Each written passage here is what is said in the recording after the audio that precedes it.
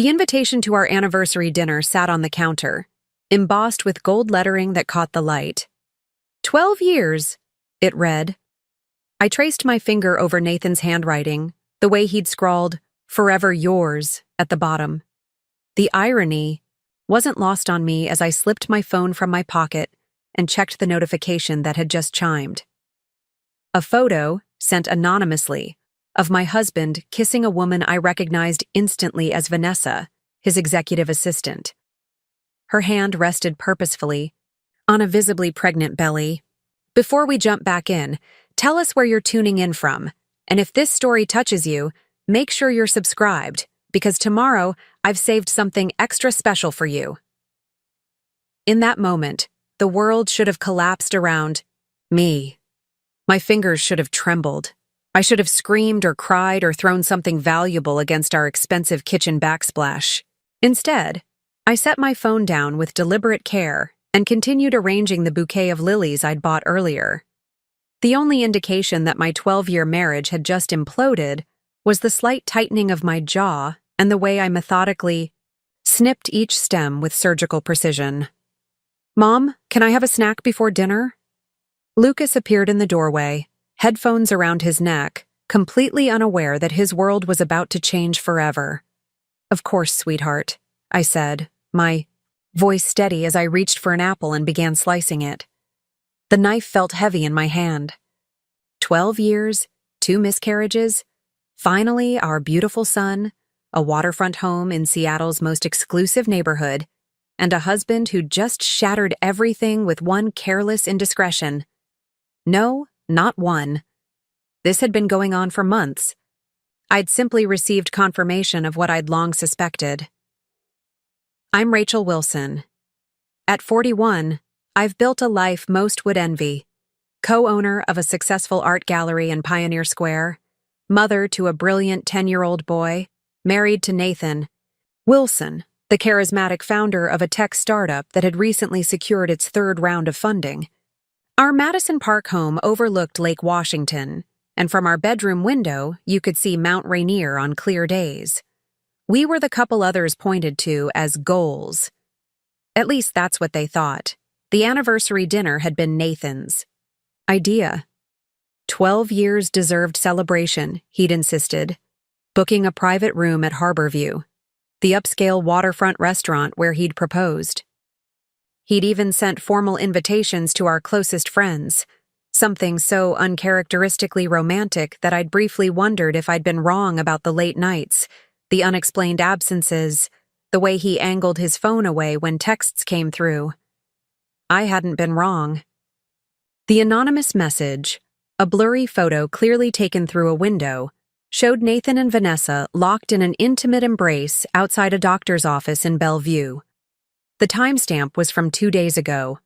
The message attached read, "Thought you should know before your anniversary. He's been lying to both of you. Both of us, 2 women, 1 man, and apparently a baby on the way." When Lucas left the kitchen with his apple slices, I picked up my phone again and examined the photo more carefully. Vanessa Cole had worked for Nathan for nearly 2 years. Young, ambitious, with a marketing degree from Stanford and a smile that lit up board meetings. I'd watched how she looked at my husband during the company Christmas party last December, the way she laughed too hard at his jokes, touched his arm when she spoke to him. Nathan had dismissed my concerns. "She's just eager to learn, Rach. Not everyone has your confidence and success. Some people need mentoring." Mentoring? Is that what they called it now? I opened my messaging app and typed a single word to Nathan. "Congratulations." Then I continued preparing for our anniversary as if nothing had changed, because for the moment, Nathan didn't need to know that everything had. 3 hours later, I stood in front of our bedroom mirror, smoothing the fabric of my dress, a deep emerald silk that had cost more than some people's monthly rent. My hair fell in soft waves around my shoulders, and the diamond earrings Nathan had given me for our 10th anniversary caught the light. I looked collected, confident, untouchable. My phone buzzed on the vanity. Nathan. What do you mean? Smiled at my reflection. So he was going to play confused. I didn't respond. Another message followed. Are you talking about the Anderson contract? Did Greg tell you? The Anderson contract. How convenient that his company had just landed a major client. A plausible assumption for my congratulatory message. I applied another coat of lipstick and dropped my phone into my clutch without responding. Mom, Dad says we're going to be late, Lucas called from downstairs. I could hear Nathan's voice, in the background, instructing our son to straighten his tie.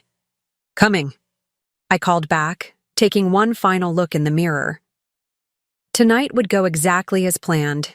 Nathan's plan for a beautiful anniversary dinner surrounded by friends, and my plan for what would come after. The drive to Harborview was filled with Lucas's chatter about his science project while Nathan kept glancing at me from the driver's seat. You look stunning, he said, reaching for my hand.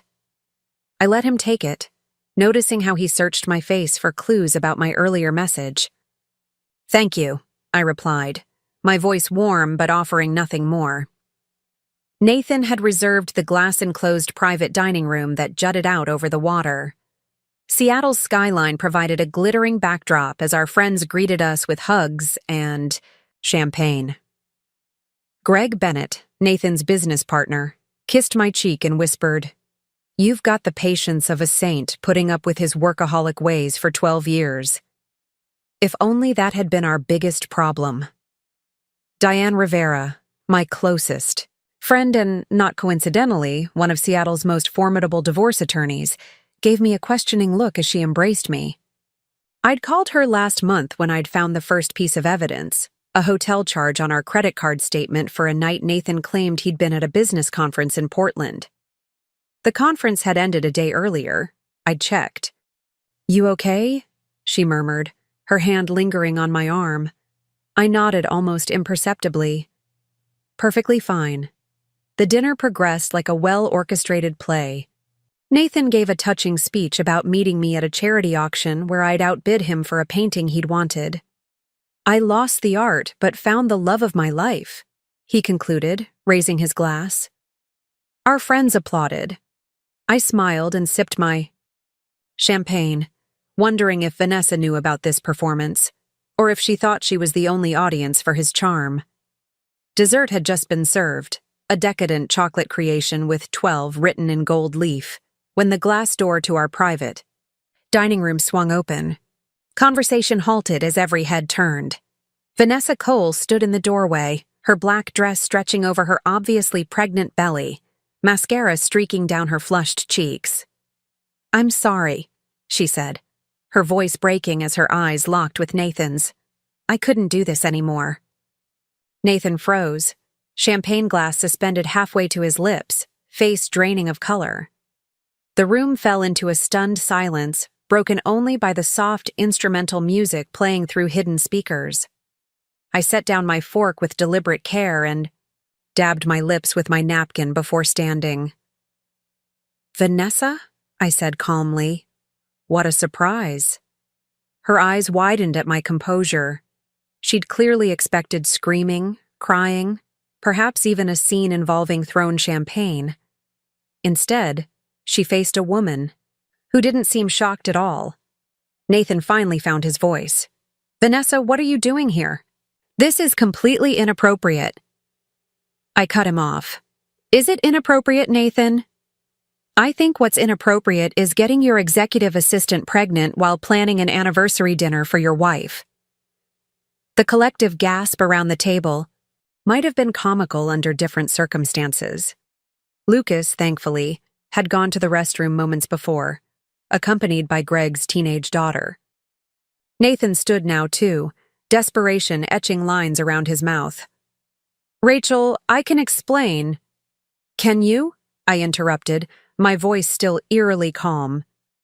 Can you explain the hotel charges in Portland when your conference ended a day early, or the late-night emergency meetings that somehow always required Vanessa's presence? Or perhaps you'd like to explain the apartment you've been paying for in Belltown. Does the lease allow for children, or were you planning to upgrade once the baby arrives? Vanessa's mouth fell open. You knew? Not everything, I admitted, turning to face her fully. I didn't know about the baby until today. Nathan moved toward me, reaching for my arm. Rachel, please, let's discuss this privately. I stepped away from his touch. Why? You've involved all these people in your lies. Seems only fair they witness the truth. Diane stood now too, moving to stand beside me in silent support. The other guests remained frozen in their chairs, unwilling participants in the unraveling of what they'd thought was a perfect marriage. How long? I asked Vanessa directly. She swallowed hard. 8 months, she whispered. 8 months. Right around the time I'd been passed over for the gallery directorship I'd been working toward for years. Nathan had consoled me, assuring me my time would come, all while beginning an affair with a woman 14 years my junior. And the baby? I continued, gesturing to her stomach. 5 months along, she said, her hand moving protectively over her belly. Nathan stepped between. Rachel, that's enough. This isn't the place. No, I agreed. It isn't. Preparing and narrating this story took us a lot of time, so if you are enjoying it, subscribe to our channel. It means a lot to us. Now back to the story. But you made it the place when you invited your pregnant mistress to our anniversary dinner. I didn't invite her, he protested, glancing nervously at our friends. Vanessa flinched. You said you were going to tell her tonight. You promised. We wouldn't have to hide anymore. And there it was. Nathan had planned to use our anniversary dinner, surrounded by our closest friends, to announce he was leaving me. Perhaps he'd thought the public setting would prevent me from making a scene. Or maybe he'd wanted witnesses to prove how reasonably he'd handled everything when the divorce proceedings began. What he hadn't counted on was Vanessa growing impatient and arriving early, or me already knowing about their affair. I think, I said, reaching for my clutch, that this dinner is over. I turned to our friends. Thank you all for coming. I apologize for the dramatic conclusion to the evening. Greg Bennett cleared his throat. Rachel, do you want me to take Lucas home with us tonight? Sophie would love the company. I smiled gratefully. That would be wonderful, Greg, thank you. Nathan stepped toward me again. Rachel, wait. We need to talk about this. About arrangements going forward. Arrangements? I echoed, raising an eyebrow. For Lucas, for the house. We need to be adults about this. His businessman voice had returned, controlled, reasonable, problem-solving. I met his gaze, steadily. Yes, we do. And as adults, I suggest you and I meet with our respective lawyers before having any further conversations. A flicker of confusion crossed his face. Lawyers? Rachel, we don't need to make this adversarial. Actually, I cut in, I think you'll find we do. I opened my clutch and removed a folded document, placing it on the table. You might want to review this before you make any plans for our home or finances. Nathan stared at the paper. What is this? Our prenuptial agreement, I replied. The one your father insisted we sign before the wedding. The one you were so certain we'd never need. I paused. Page 4, Section 12 might be of particular interest. Diane, who had drafted the agreement 12 years ago when she was just starting her career, suppressed a smile beside me. She knew exactly what Page 4, Section 12 stipulated. In the event of infidelity, the offending party forfeited claim to any joint property acquired during the marriage, including business investments. Nathan's face paled as recognition dawned. He'd signed the document without reading it thoroughly, dismissing it as an unnecessary formality to appease his old money family. A family whose connections had provided the initial funding for his now successful tech company, a company in which I owned 20% of the shares, protected by that very prenup. You can't be serious, he whispered. I've never been more serious, I assured him. And just so we're clear, The prenup covers the Madison Park house, the cabin on Whidbey Island, and your company shares. I turned to Vanessa, whose expression had shifted from righteous indignation to dawning horror. I hope the Belltown apartment has a nice view. I suspect you'll be staying there longer than planned. I gathered my wrap and turned to leave, then paused, turning back to the stunned room. One more thing, Nathan. The gallery directorship I was passed over for last year? I turned it down. I've been working on opening my own space in the International District. The lease was finalized yesterday. I smiled. I didn't want to steal. Your thunder before your big announcement tonight. With that, I walked out of the private dining room, head high, leaving Nathan standing beside his pregnant mistress, surrounded by our closest friends, holding a prenuptial agreement that was about to cost him nearly everything. The cool Seattle evening air hit my face as I stepped outside. Rain had begun to fall, a gentle mist that caught the streetlights and turned the world slightly hazy, like an impressionist painting. I took a deep breath and felt something unexpected: relief. For months I'd been gathering evidence, consulting, quietly with Diane, preparing for what I had suspected was inevitable. The photograph today had merely accelerated the timeline. Nathan thought he had orchestrated a perfect exit strategy, using our anniversary dinner to transition smoothly from devoted husband to expectant father with a younger woman. Instead, he'd walked directly into the consequences of his own actions. I hailed a rideshare and gave the driver an address. Not our Madison Park home, but Diane's downtown condo, where I'd already arranged to stay for a few days while the initial storm passed. Lucas would be safe with Greg's family tonight, and tomorrow I would explain things to him as gently as possible. He would have questions, feel confusion and pain, but I would be steady for him, just as I had been tonight.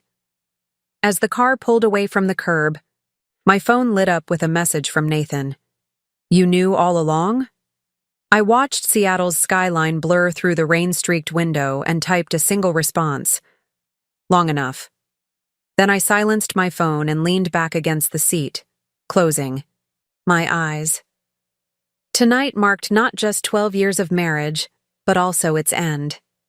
Yet somehow, despite everything, I felt stronger than I had in months. Because while Nathan had been planning his escape, I had been planning my future, a future that was still very much intact, even as my marriage crumbled behind me. Tomorrow would bring lawyers and logistics, difficult conversations and decisions. But tonight, in the quiet of a rainy Seattle evening, I had reclaimed my power in a single devastating moment of truth, and that was worth celebrating far more than any anniversary. The rideshare dropped me off at Diane's downtown condo, the sleek high-rise gleaming against Seattle's night sky. She wouldn't be home for at least another hour, long enough for me to collect myself before the inevitable questions. Evening, Mrs. Wilson. The doorman greeted me with a professional nod as I crossed the marble lobby. He didn't question why. I was arriving alone, my makeup slightly smudged, clutching my purse like a lifeline. In places like this, discretion was part of the service. Once inside Diane's guest room, I slipped off my heels and opened the closet where I'd stashed an overnight bag 3 weeks ago. Just in case, I'd told her then. She hadn't pressed for details, but her eyes had narrowed with understanding. Diane Rivera hadn't become one of Seattle's most formidable divorce attorneys by missing subtle signs. I changed into comfortable clothes and sat on the edge of the bed, finally allowing myself to check my phone. 17 missed calls from Nathan. 34 text messages. His desperation escalated with each one. Rachel, answer your phone. We need to talk. This isn't what you think. Where are you? Are you with Lucas? You're being unreasonable. That prenup was signed under duress. It won't hold up. Call me back immediately. The last one made me smile despite everything. Nathan still thought he could command me, as if I were one of his employees. As if tonight hadn't fundamentally altered the power dynamic between us. The truth was, Tonight had merely revealed what had been changing for months. The first hint had come last October. A receipt for a room at the Fairmont Olympic Hotel had fallen from Nathan's suit jacket while I was gathering clothes for dry cleaning. October 17th, a Tuesday when he'd claimed to be at an overnight conference in Portland. I'd called the hotel on a whim, asking if they had a record of a Nathan Wilson staying with them that night. They confirmed it instantly. A suite on the ER. 7th floor with a view of the city. Room service for 2. I hadn't confronted him. Instead, I'd tucked the receipt back into his pocket and begun paying attention in ways I hadn't before. The passwords on his devices that had mysteriously changed, the way he took calls in another room, the sudden need for team-building dinners that ran late into the evening, the credit card statements showing charges at jewelry stores that had yielded no gifts for me, small betrayals that built a devastating picture. In November, I'd opened our joint investment account to transfer funds for Lucas's school tuition and noticed a series of large withdrawals, $5,000 here, $7,000 there. Nearly $40,000 over 2 months, with no explanation. When casually questioned, Nathan had muttered something about opportunity investments and changed the subject. That was when I'd called Diane. I need to understand my options, I'd told her during a lunch that we'd disguised as a gallery visit. Hypothetically. There had been nothing hypothetical about the detailed notes she'd taken, or the flash drive she'd given me containing scans of all our important documents, including the prenuptial agreement Nathan had so carelessly signed 12 years ago. Keep records of everything, she'd advised. Bank statements, credit card bills, unexplained absences. Washington is a no-fault divorce state, but infidelity can influence property division if there's a prenup with a morality clause. Page 4, Section 12. Nathan's father, old money cautious about his son marrying a gallery girl from a middle-class background, had insisted on the infidelity clause. Nathan had laughed it off at the time. Dad's paranoid, he'd said, signing without reading the fine print. Like you'd ever have to worry about me straying. His carelessness was about to cost him dearly. By December, I'd opened separate bank accounts and begun quietly transferring my personal income from the gallery. Not enough to raise suspicions, but enough to create a financial cushion. I'd started digitizing important documents, securing copies of our tax returns, property deeds, insurance policies. I'd photographed our valuables and created a detailed inventory of everything we owned jointly. All while smiling beside Nathan at holiday parties, hosting his business associates for dinner and pretending. I didn't notice the way Vanessa lingered near him at the company Christmas party. The phone in my hand buzzed again. Nathan. I declined the call and set the phone on the nightstand. My preparation hadn't been just financial. I'd reconnected with old friends Nathan had subtly distanced me from over the years. I'd taken Lucas to visit my parents in Portland more frequently, strengthening bonds that had weakened during my years of devotion to Nathan's social calendar. I'd begun seeing a therapist, ostensibly for mild anxiety, but really to build a support system and documentation of my mental stability before the storm hit. Most importantly, I'd continued advancing my career. The gallery directorship I'd mentioned tonight had indeed been offered to me, along with a significant salary increase. I had declined it not out of defeat, but because I'd secured investors for my own gallery space, something Nathan knew nothing about. In his mind, I was still the accommodating wife whose career complemented but never overshadowed his. The wife who managed our social calendar, raised our son, and looked stunning at business dinners. That woman had been gradually disappearing for months. Tonight, she had vanished completely. A soft knock at the door pulled me from my thoughts. Diane entered, still in her evening dress but with her heels dangling from her fingers. "You," she said, dropping onto the bed beside me, "are the most composed woman I have ever met." I laughed softly. "Trust me, it's all surface." "Maybe," she conceded, "but what a surface." She kicked her legs up and leaned against the headboard. So, the prenup bomb. How did that feel? Like reclaiming something, I admitted. Though, I didn't expect to do it quite so publicly. Vanessa's entrance was certainly dramatic timing, Diane said. She looked absolutely shell-shocked when you pulled out that prenup, almost as stunned as Nathan. She thought she was delivering the killing blow, I said. Finding out I already knew and had countermeasures in place wasn't part of her script.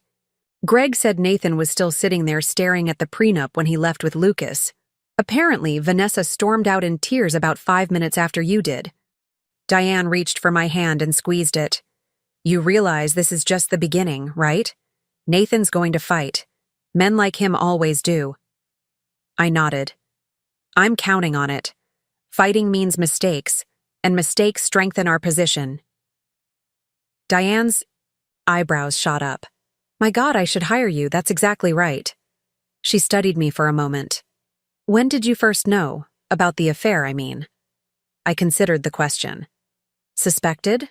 October? Knew for certain? December, when I saw them together outside a jewelry store downtown. He was holding her hand. It was unmistakable.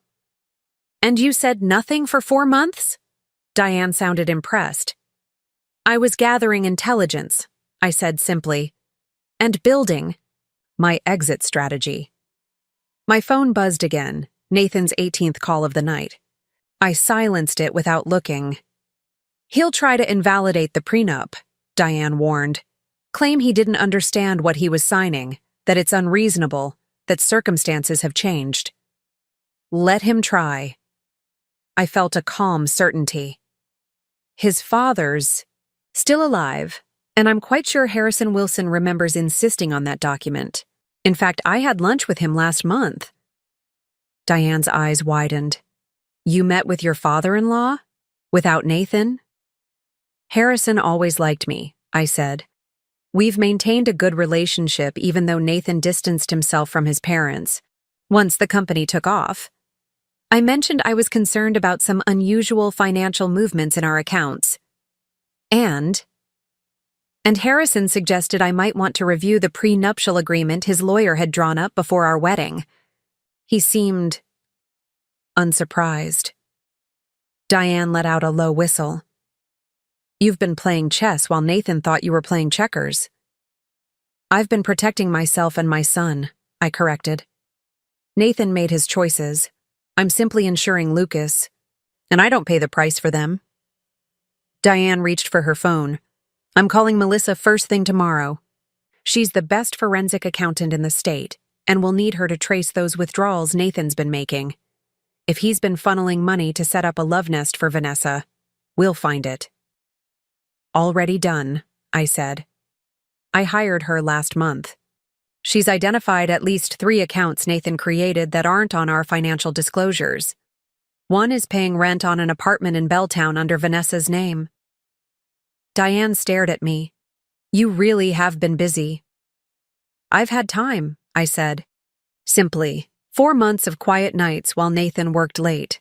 4 months of weekends when he had emergency meetings. 4 months of planning while he thought I was oblivious. What about Lucas? Diane asked softly. How are you going to handle that? The question cut through my carefully constructed composure.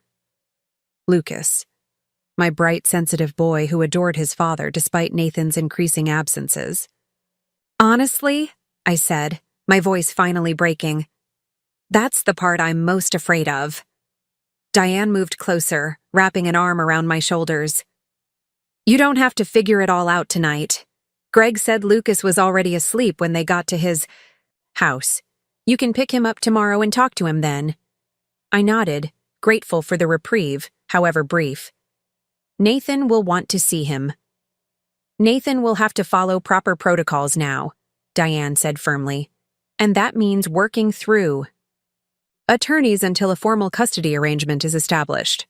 My phone lit up again, this time with a text from a number I didn't recognize.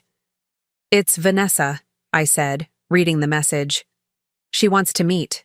Just the 2 of us. Diane's professional demeanor returned instantly. Absolutely not. No meetings, no conversations, nothing that could be used against you later. She says she's sorry, I continued, scrolling through the message. That she didn't know how serious it was between them at first, and by the time she realized, she was already pregnant.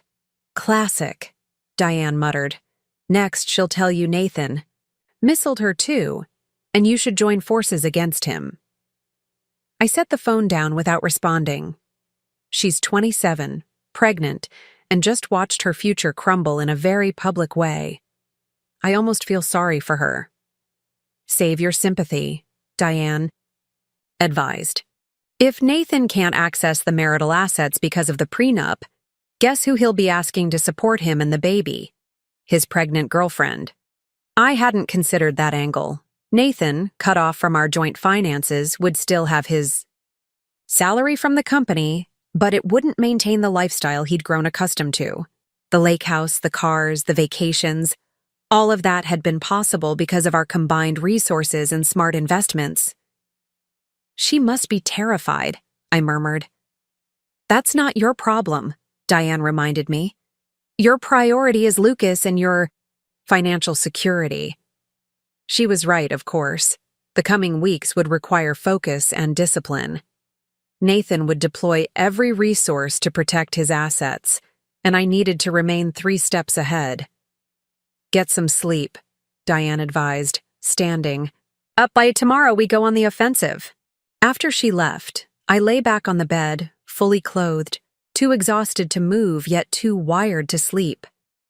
The ceiling above me was blank and white, a canvas for my thoughts.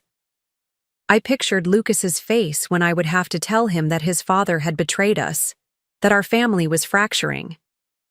I imagined Nathan's growing panic as he realized the extent of his miscalculation. I envisioned Vanessa, alone in an apartment that suddenly represented not freedom, but confinement. The future I had planned so meticulously was now in motion, yet it brought none of the satisfaction I had anticipated. Only a hollow certainty that I was doing what needed to be done. My phone lit up once more. Another text from Nathan. This isn't over. He was right about that, at least. This wasn't over. It was just beginning. Morning arrived with the muted gray light typical of Seattle in early spring. I woke disoriented, still in yesterday's clothes, my mouth dry and head pounding. For a blissful moment, I didn't remember. And then it all crashed back. The photo. The anniversary dinner. Vanessa's pregnant silhouette in the doorway. The prenup.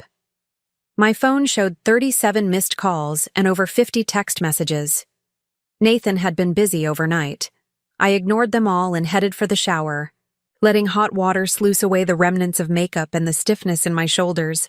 By the time Diane emerged from her bedroom, I was dressed in clothes from my emergency bag, hair pulled back, scrolling through emails on my laptop at her kitchen counter. You're frighteningly functional, she observed, making a beeline for her coffee maker. I gestured to the full pot I'd already brewed. I figured we both needed it. She poured a cup and leaned against the counter. Have you checked social media? I shook my head. I've been focused on work emails. The gallery won't run itself just because my marriage imploded. Well, brace yourself. She slid her phone across the counter. On the screen was an Instagram post from Vanessa, time-stamped 3 a.m. A tearful selfie captioned, "The truth is finally out." I never meant to hurt anyone.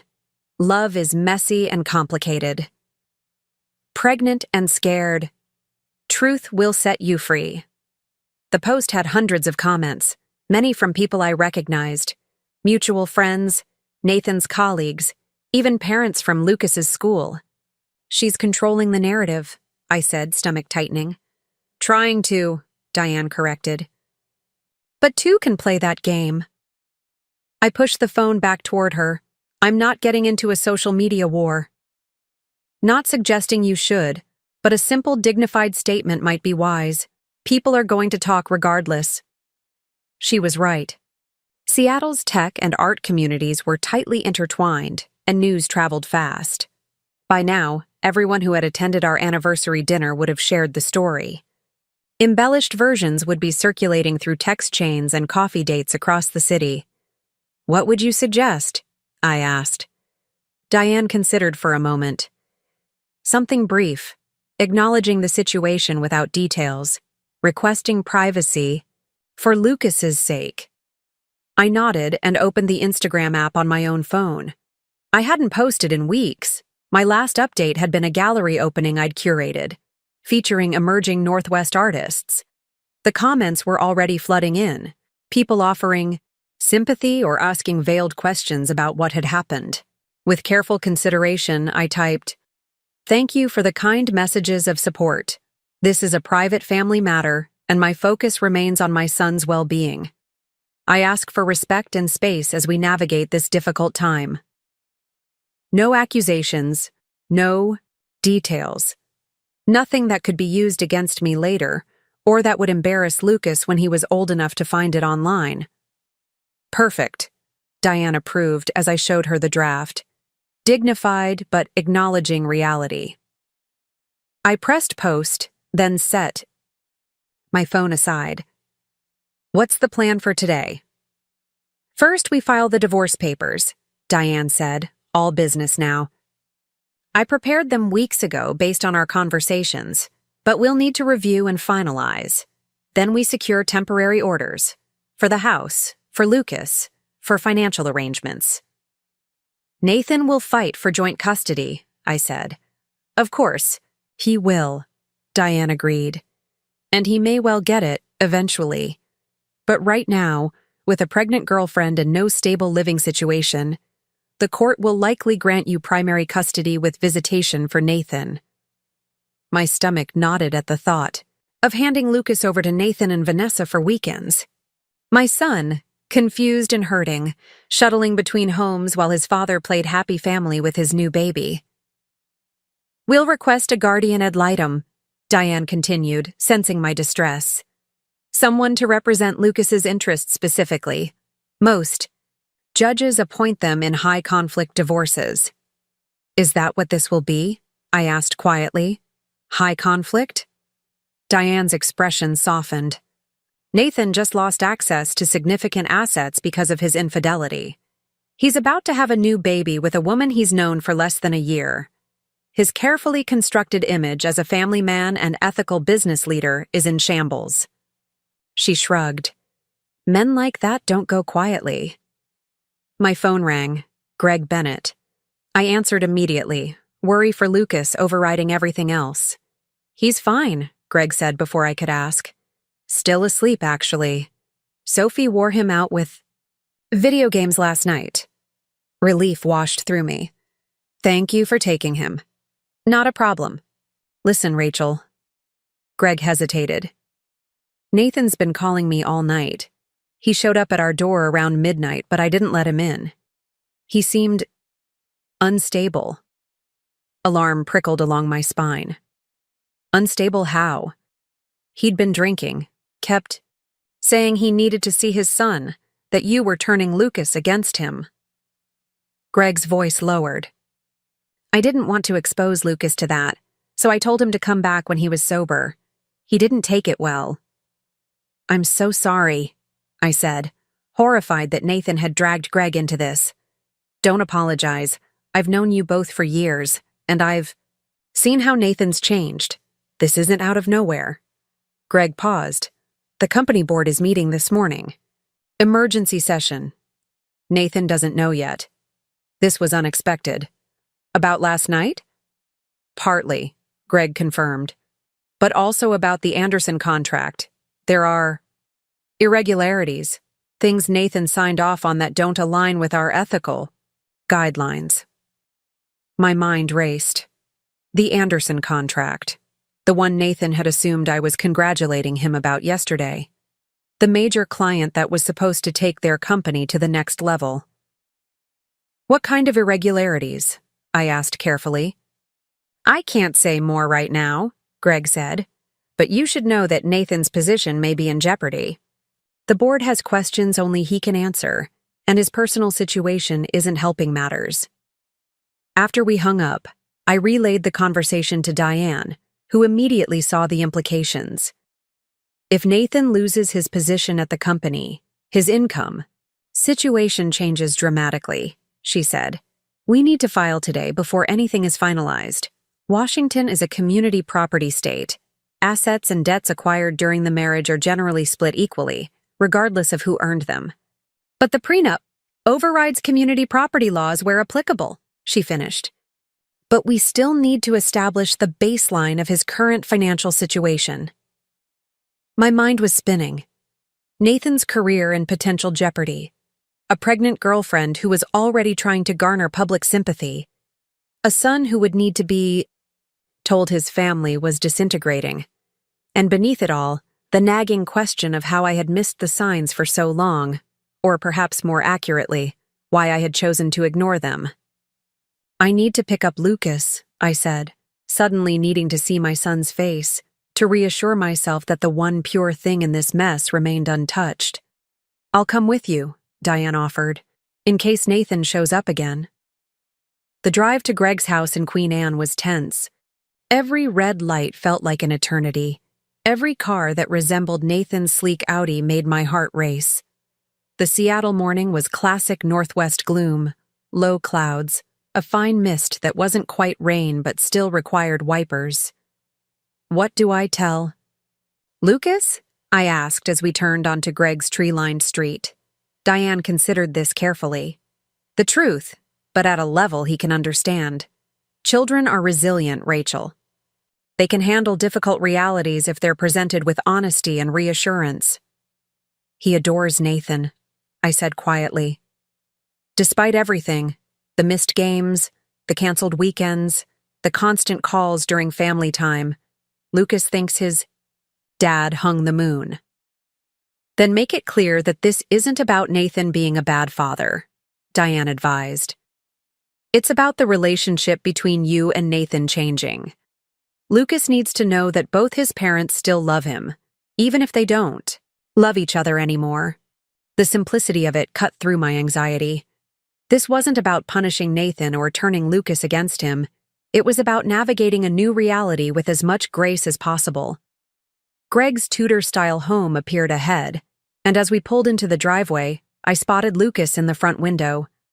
His face lit up when he recognized my car, and he disappeared from view, presumably racing to the door. "Ready?" Diane asked. I nodded, squaring my shoulders. "As I'll ever be."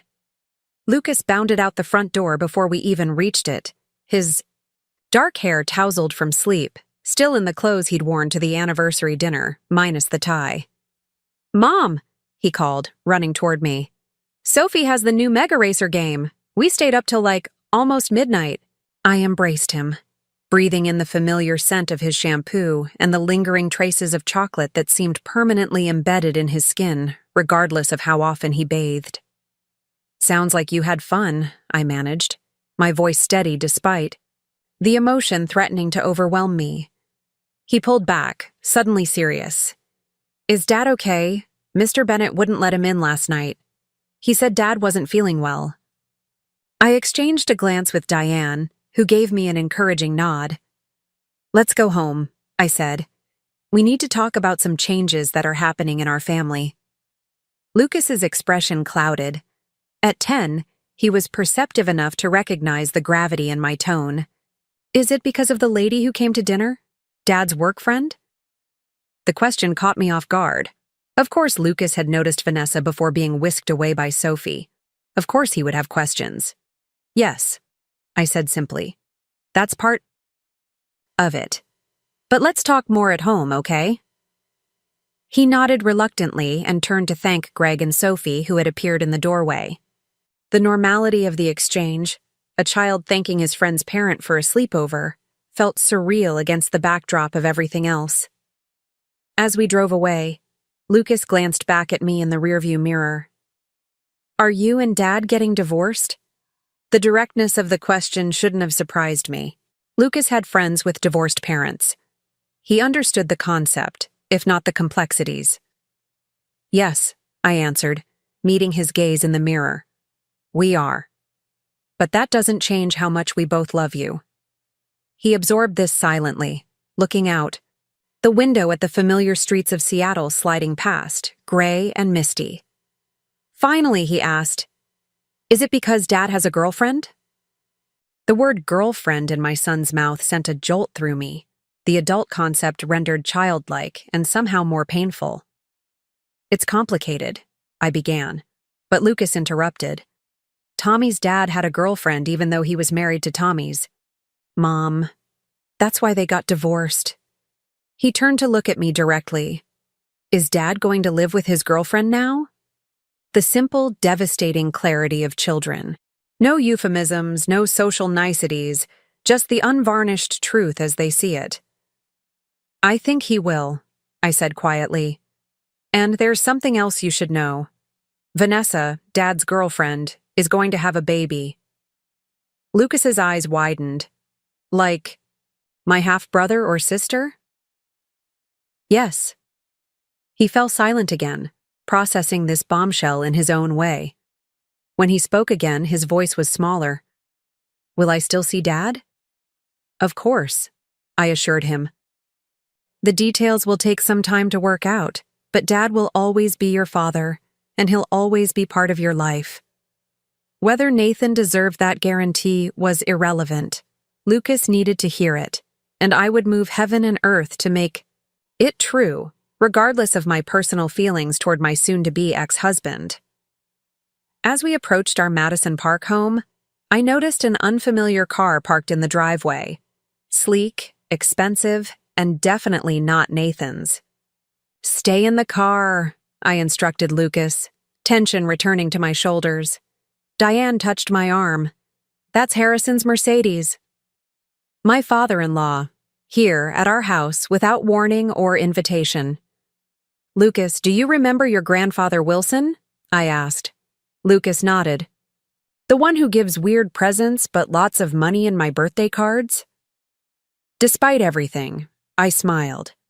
Harrison Wilson's gift-giving was notoriously eccentric. Last Christmas, he'd given Lucas a first edition of Moby Dick, completely incomprehensible, to a 10-year-old, but valuable enough to put in a safety deposit box for his future. That's the one. He's here to visit, it seems. Lucas brightened. Cool. Can I show him my science project? It's about marine ecosystems and how climate change is affecting... Maybe later, I interrupted gently. First, I need to speak with him. Diane will take you for ice cream, okay?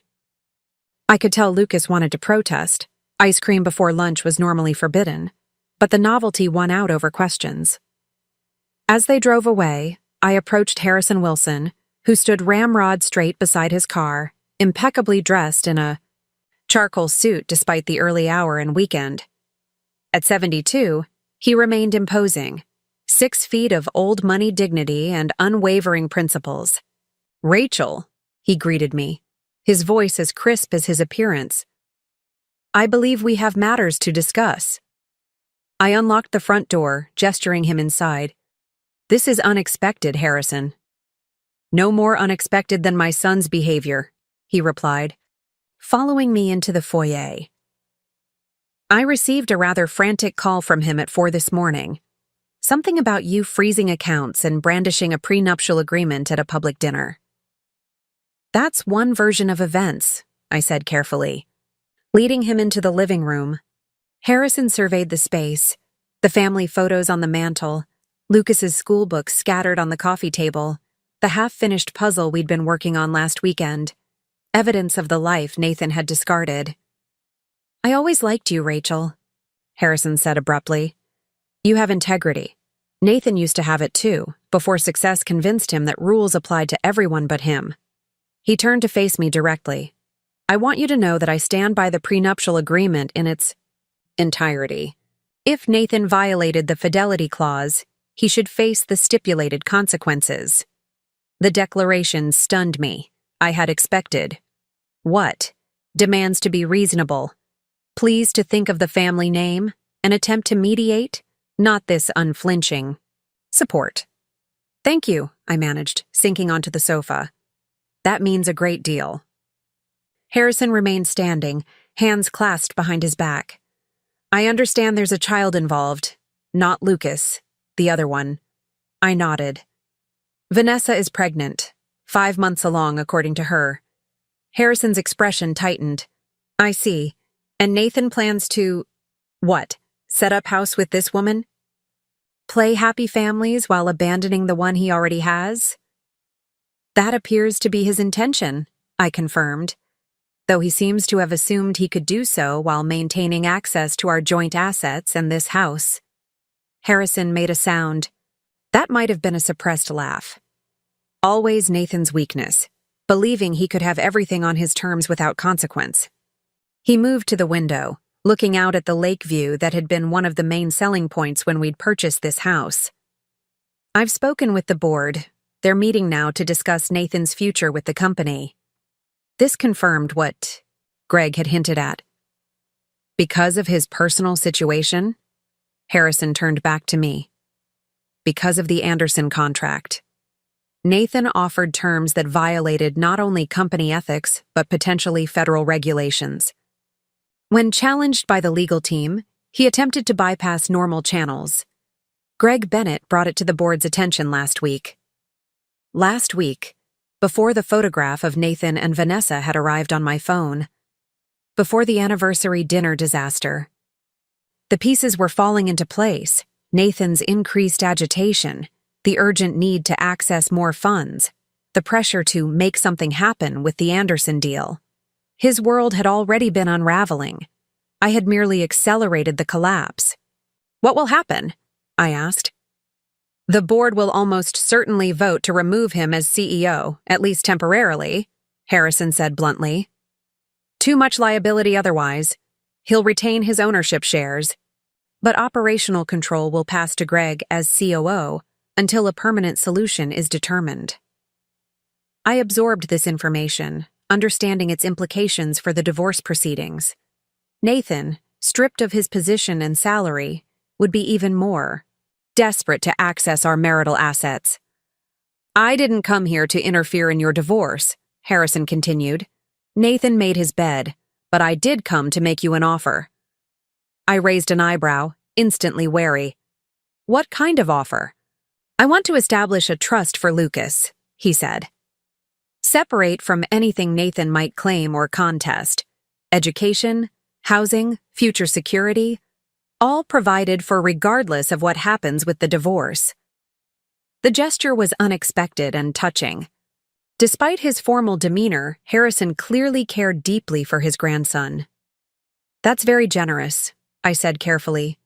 But I don't want Lucas to become a pawn in whatever is happening between you and Nathan. Harrison's expression softened fractionally. This isn't about punishing Nathan. It's about protecting my grandson from the fallout of his father's poor choices. He paused. And about ensuring that you, as Lucas's mother, don't have to compromise. In the divorce negotiations out of financial necessity. The strategic brilliance of it was suddenly clear. A trust for Lucas would reduce my financial burden, allowing me to be more aggressive in pursuing what was rightfully mine in the divorce. I'll consider it, I said, after consulting with my attorney. Harrison nodded, seemingly satisfied. Of course, due diligence is essential. He moved toward the door, then stopped. One more thing, Rachel. Nathan mentioned you had proof of his infidelity. Tangible evidence. Yes, I confirmed.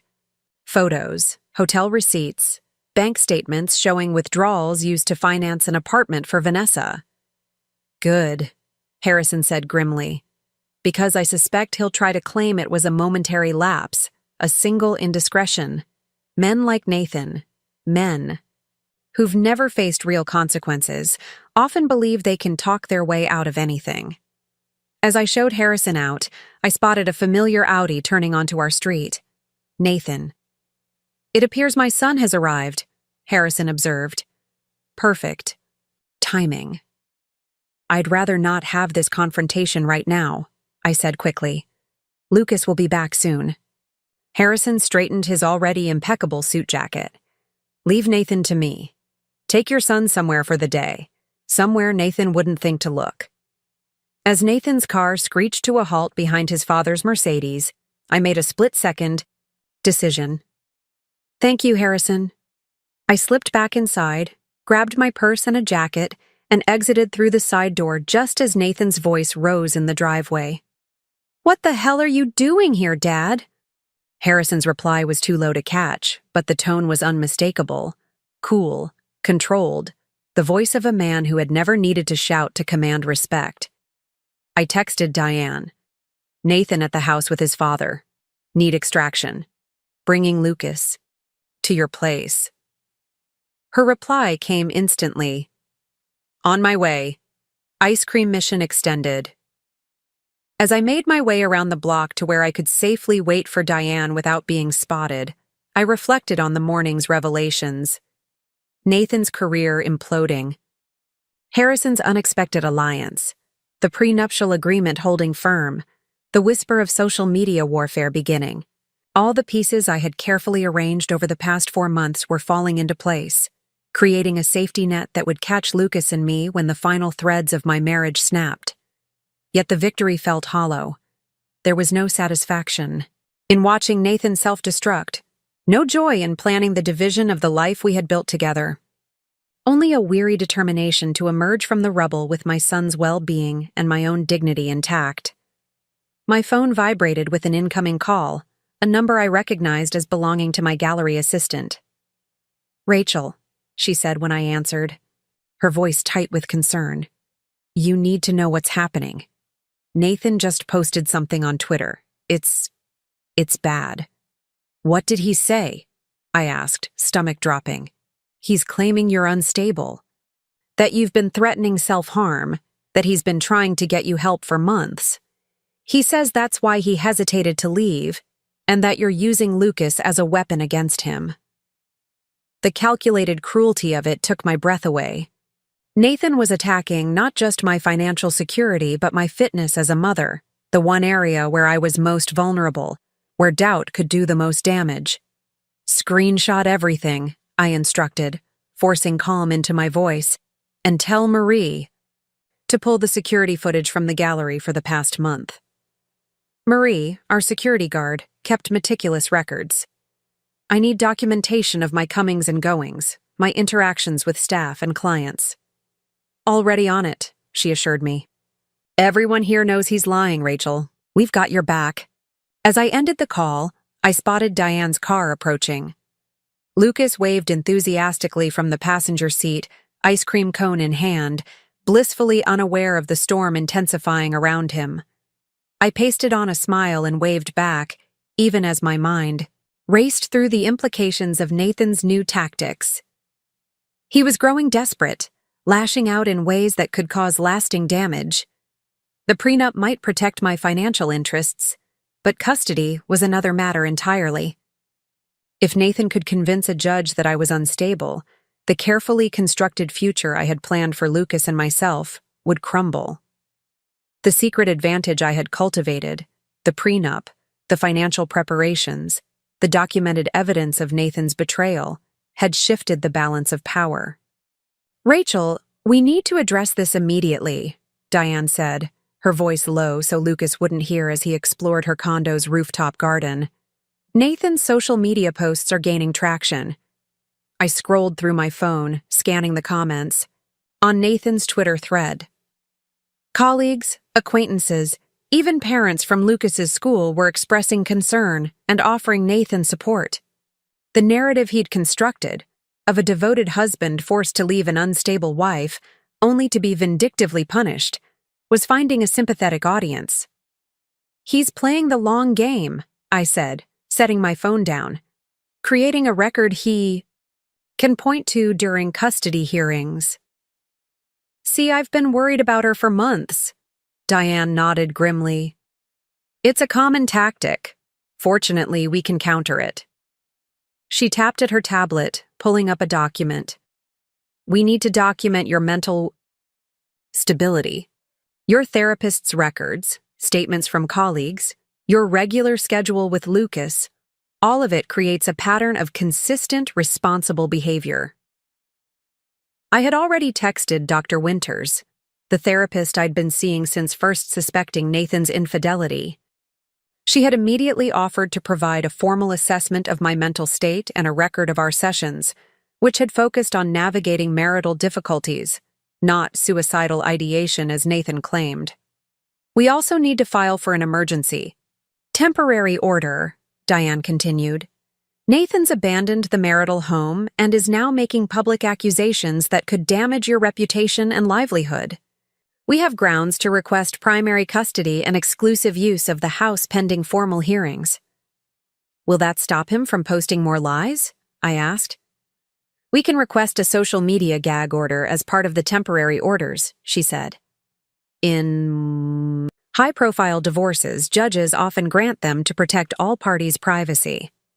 My phone pinged with an incoming email from Harrison Wilson's attorney. The subject line read simply, "Trust documents for review." That was fast, I murmured, opening the attachment. Diane raised an eyebrow. What's this? Harrison wants to establish a trust for Lucas, I explained, skimming the document. Education, housing, general welfare, separate from any marital assets Nathan might claim. Diane whistled low. That's significant and strategic. It removes one potential point of leverage Nathan might use. Harrison made it clear he's on our side, I said. He called Nathan's behavior a disgrace to the family name. Old money, Diane said with a nod of understanding. They care about appearances and legacy. Nathan's public affair with a pregnant employee half his age violates both. Another text alert, this one from my gallery assistant. Vanessa just showed up here asking for you. Should I call security? I stared at the message, momentarily stunned. Vanessa's at my gallery. Diane's expression hardened. Do not engage with her. That's exactly what Nathan wants. A confrontation he can spin as evidence of your instability. I quickly texted back. Don't call security unless she becomes disruptive. Tell her I'm unavailable and ask her to leave. Document everything. Smart, Diane approved. No escalation, just firm boundaries. Lucas appeared at the sliding glass door, cheeks flushed from the cool rooftop air. Mom, there's a garden with actual vegetables up here. Ms. Rivera grows tomatoes. Despite everything, his excitement brought a genuine smile to my face. That's amazing, sweetheart. Can we have a garden? Dad always said it was too much work, but maybe now. He trailed off, suddenly uncertain, as if remembering that now meant something different than it had yesterday. The moment crystallized my resolve. This wasn't just about protecting assets or winning a public relations battle. This was about creating a safe, stable environment where Lucas could still find joy in tomato plants and science projects, regardless of the adult chaos swirling around him. I think a garden is a wonderful idea, I said, meeting his eyes directly. We can start planning one for the spring. His face brightened, then clouded again. But what if we don't live in our house anymore? Dad said... What did Dad say? I asked carefully, tamping down the flare of anger. Lucas shifted uncomfortably. He called while I was at Mr. Bennett's.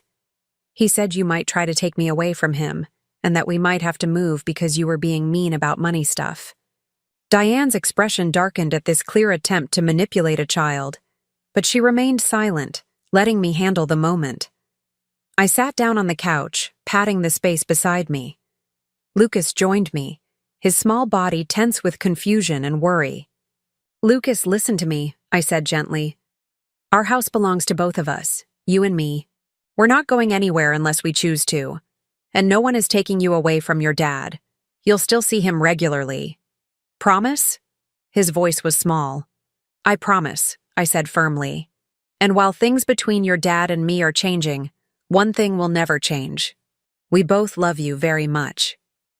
He seemed to consider this, then asked, Is Dad's new baby going to live with us too? The innocent question struck like a physical blow. Of course Lucas would wonder about his future half-sibling. Of course he would assume some form of blended family arrangement. "No, sweetheart," I said carefully. "Dad's new baby will live with him and Vanessa. But you'll get to know your little brother or sister when you visit Dad." Lucas processed this information silently, then announced with the matter-of-fact acceptance unique to children. "I hope it's a brother. Sisters are annoying." The tension broke, and I laughed despite myself. "You might change your mind about that someday." My phone buzzed again. My gallery assistant. "Vanessa left when I told her you weren't available. She seemed upset but didn't cause a scene. She left a sealed envelope for you. Security has footage of her entire visit." I showed the message to Diane, who frowned. "Don't open anything she gives you without me present. It could be manufactured evidence." The cynicism of Nathan's potential strategies was beginning to exhaust me. Every interaction now required analysis for hidden traps or future leverage. "Let's focus on immediate steps," Diane said, returning to her tablet. "I've drafted the emergency temporary orders. We need to file them today before Nathan can establish any contrary narrative with the court." While Lucas settled in with a movie in Diane's guest room, we reviewed the documents. The temporary orders requested: 1. Primary physical custody of Lucas for me, with supervised visitation for Nathan os 2. Exclusive use of the Madison Park house. 3. Continued access to all joint accounts for household and Lucas's expenses. 4. A restraint against disposing of marital assets. 5. A mutual social media gag order preventing either party from discussing the divorce online. Supervised visitation seems extreme, I noted, uncomfortable with the restriction despite everything. "It's a starting position," Diane explained. "Nathan's behavior has been erratic, showing up drunk at Greg's, making public accusations, attempting to manipulate Lucas over the phone. The court will likely modify it to standard visitation eventually, but starting with supervision gives us room to negotiate." I nodded reluctantly. The strategic chess game of divorce felt increasingly dehumanizing, reducing my 12-year marriage to tactical positions and negotiating chips. "What about Vanessa?" I asked. "How does she factor into this?" "Legally, she doesn't yet," Diane said. "But once the baby is born, Nathan will have obligations to that child as well. Child support calculations will need to account for both Lucas and the new baby." The thought of Nathan's resources being divided between two families added another layer of complexity. Would Lucas feel the impact of his father's divided attention and finances? Would he resent his half-sibling? A text from Greg Bennett interrupted my spiraling thoughts. Board meeting concluded. Nathan removed as CEO pending investigation. I've been named interim. He's not taking it well. Wanted to warn you. I showed Diane the message. Nathan's just lost his position. This changes things. It strengthens our case for securing assets before he can liquidate them out of desperation, she said. But it also makes him more dangerous. Men like Nathan, when they lose status and control, often lash out unpredictably. As if on cue, my phone rang. Nathan. After 24 hours of ignored calls and texts, I decided answering might provide useful information about his state of mind. "Speakerphone," Diane mouthed, holding up her tablet to record the conversation. I nodded and accepted the call. "Hello, Nathan." "You bitch," he hissed, his voice slurred enough to suggest he'd been drinking. "You planned this whole thing, didn't you? Turning my father against me, getting Greg to backstab me with the board, freezing me out of my own life." I kept my voice level, aware of both the recording and Lucas in the next room. "I didn't attend your board meeting, Nathan. Whatever happened there was the result of your own actions." "Don't play innocent," he snarled. "You've always been calculating, always 3 steps ahead. You think I don't know you've been planning this for months?" The irony wasn't lost on me. He was accusing me of exactly what I'd done, but for entirely wrong reasons. I hadn't orchestrated his professional downfall. I'd simply prepared for the personal one I'd seen coming. Nathan, you're upset and clearly not sober. This isn't a productive conversation. You don't get to dismiss me. His voice rose dangerously. I built everything we have. That house, your gallery career, our lifestyle, all of it exists because of me.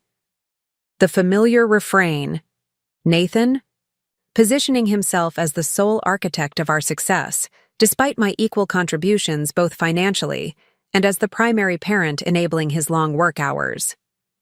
We built our life together, I corrected calmly. And I've never denied your professional accomplishments. But your personal choices have consequences, Nathan. Surely you understand that. Don't patronize me, he snapped. You've turned my own father against me. He came to the house, told me I'd disgraced the family, that the prenup would stand. My father, taking my wife's side. I remained silent, letting him fill the space with his anger. And now the board, he continued bitterly. Temporary removal. Pending investigation. What a joke. Greg's wanted my position for years.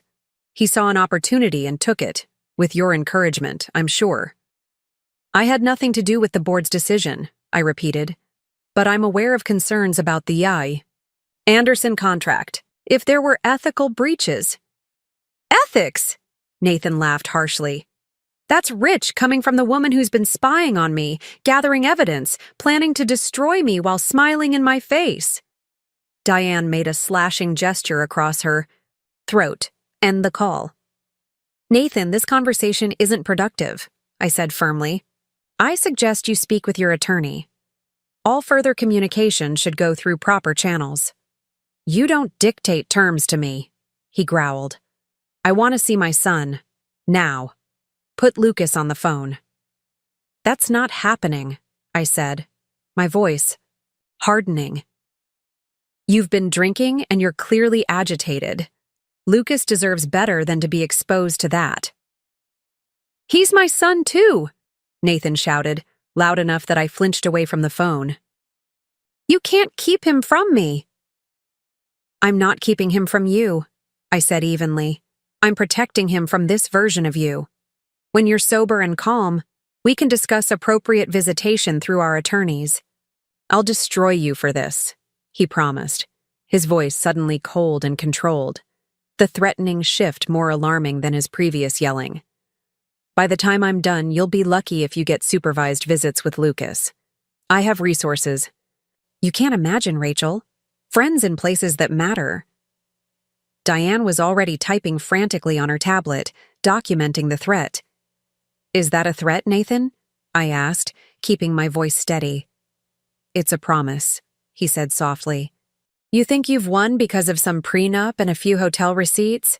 You have no idea what I'm capable of when I'm backed into a corner. I'm ending this call now, I said. Please don't contact me directly again. Have your attorney reach out to Diane Rivera when you're ready to discuss arrangements for Lucas. I disconnected before he could respond, my hand trembling slightly as I set the phone down. Well, Diane said grimly, that was illuminating and legally useful. She tapped her tablet. Threats, implied intent to contest custody, admission, of drinking, all excellent fodder for our emergency filing. He's unraveling, I said quietly, disturbed by the conversation despite knowing it strengthened our legal position. This wasn't the calculating, controlled Nathan I'd been married to for 12 years. This was someone volatile and unpredictable. People show their true colors when they lose control, Diane observed. The mask slips. The thought sent a chill through me.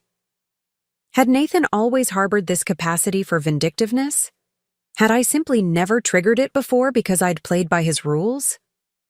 What if he follows through? I asked. He does have connections. Judges he's golfed with, politicians his company has donated to. That's why we document everything, Diane said firmly. Every threat, every erratic behavior, every attempt to manipulate Lucas. The legal system isn't perfect, but it generally works when presented with overwhelming evidence. My phone pinged with another text from Greg. Nathan just arrived at the office demanding access. Security engaged. Police may be called. Just FYI. I showed Diane, who immediately began typing again. This is excellent for our case, though. Concerning for everyone's safety, she muttered. A public meltdown at his workplace after being removed as CEO. No judge will view that favorably in a custody dispute. The calculated part of me recognized the strategic advantage. The human part felt only sadness for the man I'd once loved, now spiraling in such a public, self-destructive way. We should. Move quickly, Diane said, gathering her things. I'll file these emergency orders immediately. Given Nathan's escalating behavior, there's a good chance the judge will grant them today. What about Lucas? I asked, glancing toward the guest room where he was still absorbed in his movie. I don't want to leave him after everything that's happened. Bring him to my office, Diane suggested. We have a comfortable conference room where he can continue watching movies while we handle the filing. Then we'll head straight to the courthouse. Lucas accepted the change of plans with minimal questions, though I could sense his growing awareness that something significant was happening. He'd always been perceptive. Too perceptive sometimes, noticing tensions adults thought they were hiding. At Diane's sleek downtown law office, Lucas settled into a plush conference room with his tablet and headphones, while Diane and I finalized the emergency filing in her office. We have a stroke of luck, Diane announced, hanging up her phone. Judge Watkins is handling emergency filings today. She's familiar with high-conflict divorces and has little patience for manipulation tactics. If Nathan's public meltdown escalates, we'll have a sympathetic ear. I nodded, distracted by a new email notification from Vanessa Cole, subject line, "Please read, not what you think." Diane, I said, showing her my phone. Vanessa's emailing now. Diane frowned. They're coordinating. Nathan's playing bad cop with threats and intimidation while she tries the sympathetic angle. Classic manipulation strategy. Should I read it? I asked. Yes, but don't respond, Diane advised. Knowledge is power, and understanding their approach helps us counter it. I opened the email, scanning its contents. Rachel, I know you have every reason to hate me, but please believe this isn't what I wanted or expected. Nathan told me your marriage was already effectively over, that you stayed together only for appearances and Lucas's sake. He said you had an understanding. I'm not trying to excuse what happened, but I want you to know I'm not the villain in this story. I didn't set out to destroy your marriage or hurt Lucas. The baby complicates everything, I know, but this child deserves a chance, just like Lucas does. Nathan is spiraling because he feels trapped between impossible choices. His obligation to his existing family versus his responsibility to his unborn child. Could we meet? Just the two of us? Woman to woman? There might be a solution that protects everyone's interests, especially the children. Please consider it. The envelope I left contains sonogram pictures. I thought maybe seeing that this is a real baby, not just an abstract concept, might help. Vanessa. I set the phone down, momentarily speechless at the calculated emotional manipulation. Wow, Diane said, reading over my shoulder. She's either remarkably naive or remarkably calculating. The sonogram pictures are a particularly nice touch, I said, unable to keep the bitterness from my voice. Using an unborn child as an emotional bludgeon. It's a common tactic, Diane said.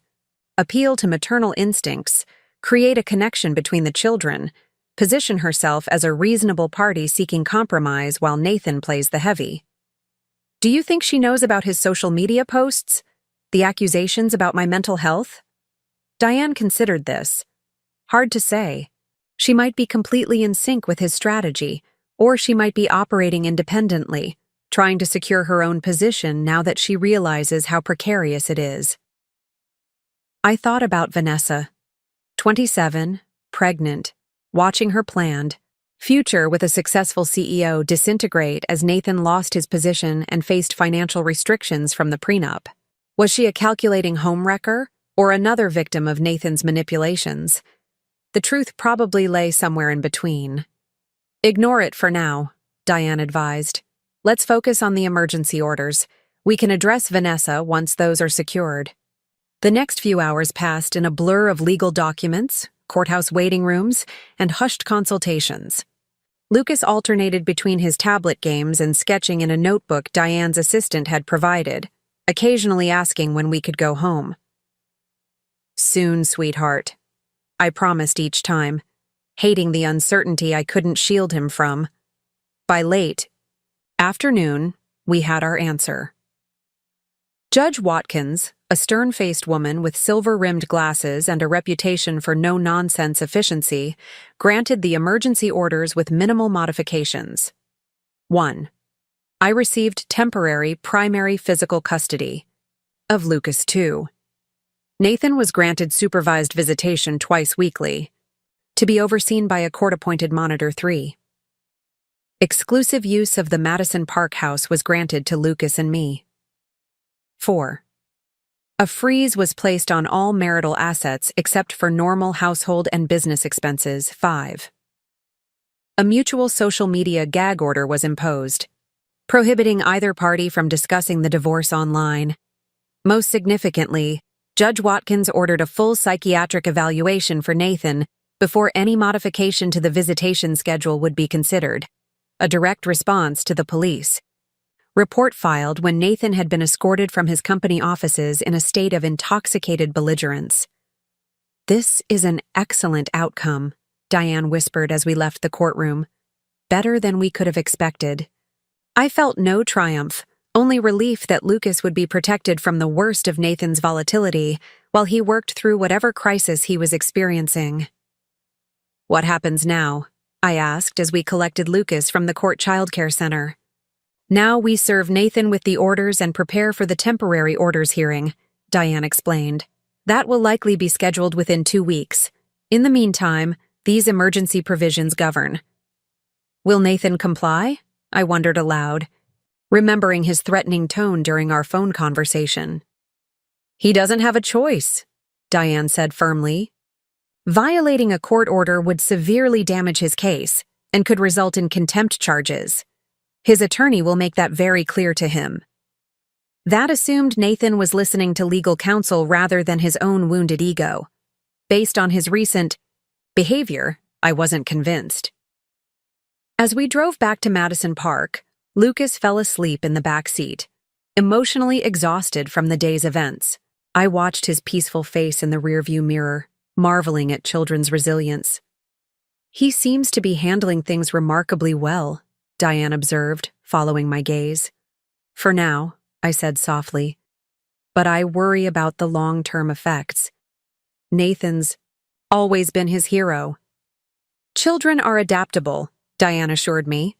With consistent support and honest communication, Lucas will find his way through this. And someday, he'll understand that you were protecting him, not keeping him from his father. I hoped she was right. The thought of Lucas someday resenting me for the boundaries I was establishing to protect him was almost unbearable. As we turned onto my street, I immediately noticed the unfamiliar car parked in my driveway. Not Nathan's Audi or Harrison's Mercedes, but a sleek black SUV with tinted windows. "Stop the car," I said sharply. Diane braked at the corner, keeping us just out of sight of my house. "Someone's there," I said, tension returning to my shoulders. "I don't recognize the vehicle." Diane reached into her purse and extracted her phone. "I'm calling the service processor. They should have delivered the emergency orders to Nathan by now. Let me see if they found him." While she spoke in low, urgent tones to someone on the other end, I studied the house, looking for any sign of movement. The curtains were drawn, not how I'd left them, and lights were visible in the kitchen. "Nathan was served 30 minutes ago at the Four Seasons Hotel," Diane reported, ending her call. "Apparently he's taken a room there since, being locked out of the house. "Then who's in my house?" I asked, alarm rising. Diane's expression hardened. "I'm calling the police. The emergency order gives you exclusive possession of the residence. Anyone else being there is trespassing." While Diane made the call, I continued watching the house, weighing options. Lucas was still asleep in the back seat, mercifully unaware of this new complication. "Police are on their way," Diane said, ending the call. "They advised us to stay put and not approach the house." 10 minutes later, 2 police cruisers arrived, pulling up in front of my house with lights flashing but sirens silent. 4 officers approached cautiously, 2 circling to the back while 2 went to the front door. From our vantage point, we could see the door open, revealing a woman's silhouette. Even at a distance, I recognized Vanessa's distinctive posture, one hand resting protectively on her pregnant belly as she spoke with the officers. "Unbelievable," Diane muttered. "She broke in? Maybe Nathan gave her a key," I suggested, watching as the officers escorted Vanessa outside, speaking to her with what appeared to be stern but not aggressive demeanors. After several minutes of conversation, an officer approached our car, having apparently been directed to our location by Diane's description to dispatch. "Mrs. Wilson?" he asked as I rolled down the window. "Yes, that's me." "We've secured the premises," he reported. "The woman claims Mr. Wilson gave her permission to collect some of his personal belongings. She had a key, but no legal right to enter, given the emergency order issued today." "Is anything missing or damaged?" I asked.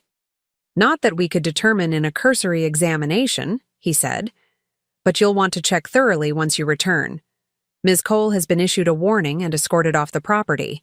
She won't be charged this time, but she's been advised that any further attempts to enter would result in criminal trespass charges." "Thank you, officer," I said, relief mixing with lingering concern. "We'll need a statement from you," he continued. "But we can take that at the house if you prefer, given that you have a child with you." I glanced at Lucas, still miraculously asleep despite the police lights. Yes, that would be better. As the officer returned to my house, Diane touched my arm. "This is actually helpful for our case. Nathan gave his pregnant girlfriend a key to your house after being served with orders explicitly granting you exclusive possession. It demonstrates a blatant disregard for court orders. The strategic advantage did little to ease my discomfort. My home, the place that should have felt safest, had been violated. What had Vanessa really been looking for? What might she have found or planted? 30 minutes later, after giving my statement and receiving assurances that officers would conduct extra patrols past my house for the next few days, I finally carried my still sleeping son into our home. Diane followed, her expression making it clear she didn't intend to leave me alone just yet. "I'll check the house," she said, setting her briefcase down. "You get Lucas settled." I carried him upstairs to his bedroom, grateful that this space, at least, seemed untouched by the day's chaos. His dinosaur bedspread, solar system mobile, and overflowing bookshelf remained exactly as they should be. Islands of childhood normalcy in a sea of adult complications. After tucking him in and kissing his forehead, I joined Diane for a room-by-room assessment of the house. "Nathan's office has definitely been disturbed," she reported, gesturing to the home office that had primarily been Nathan's domain. Drawers left open, files moved. She was looking for something specific. I surveyed the room, noting subtle differences from how I remembered it. "His laptop is gone," I realized. "It was on the desk the last time I was in here." "Financial records, possibly," Diane suggested. "Or evidence of the Anderson contract irregularities. Could be anything he didn't want discovered during divorce proceedings." We continued through the house, finding similar signs of searching. In our bedroom closet, and the filing cabinet in the kitchen where we kept household documents. She was thorough, Diane observed, but apparently didn't find what she was looking for, or we'd see more disruption. In the kitchen, I discovered a more personal intrusion. family photos had been removed from their frames on the display shelf. Pictures of Nathan and Lucas at baseball games, family vacation snapshots, Lucas's school portraits, all gone, leaving empty frames. "She took our family photos," I said, anger finally breaking through my composed facade. "What possible justification?"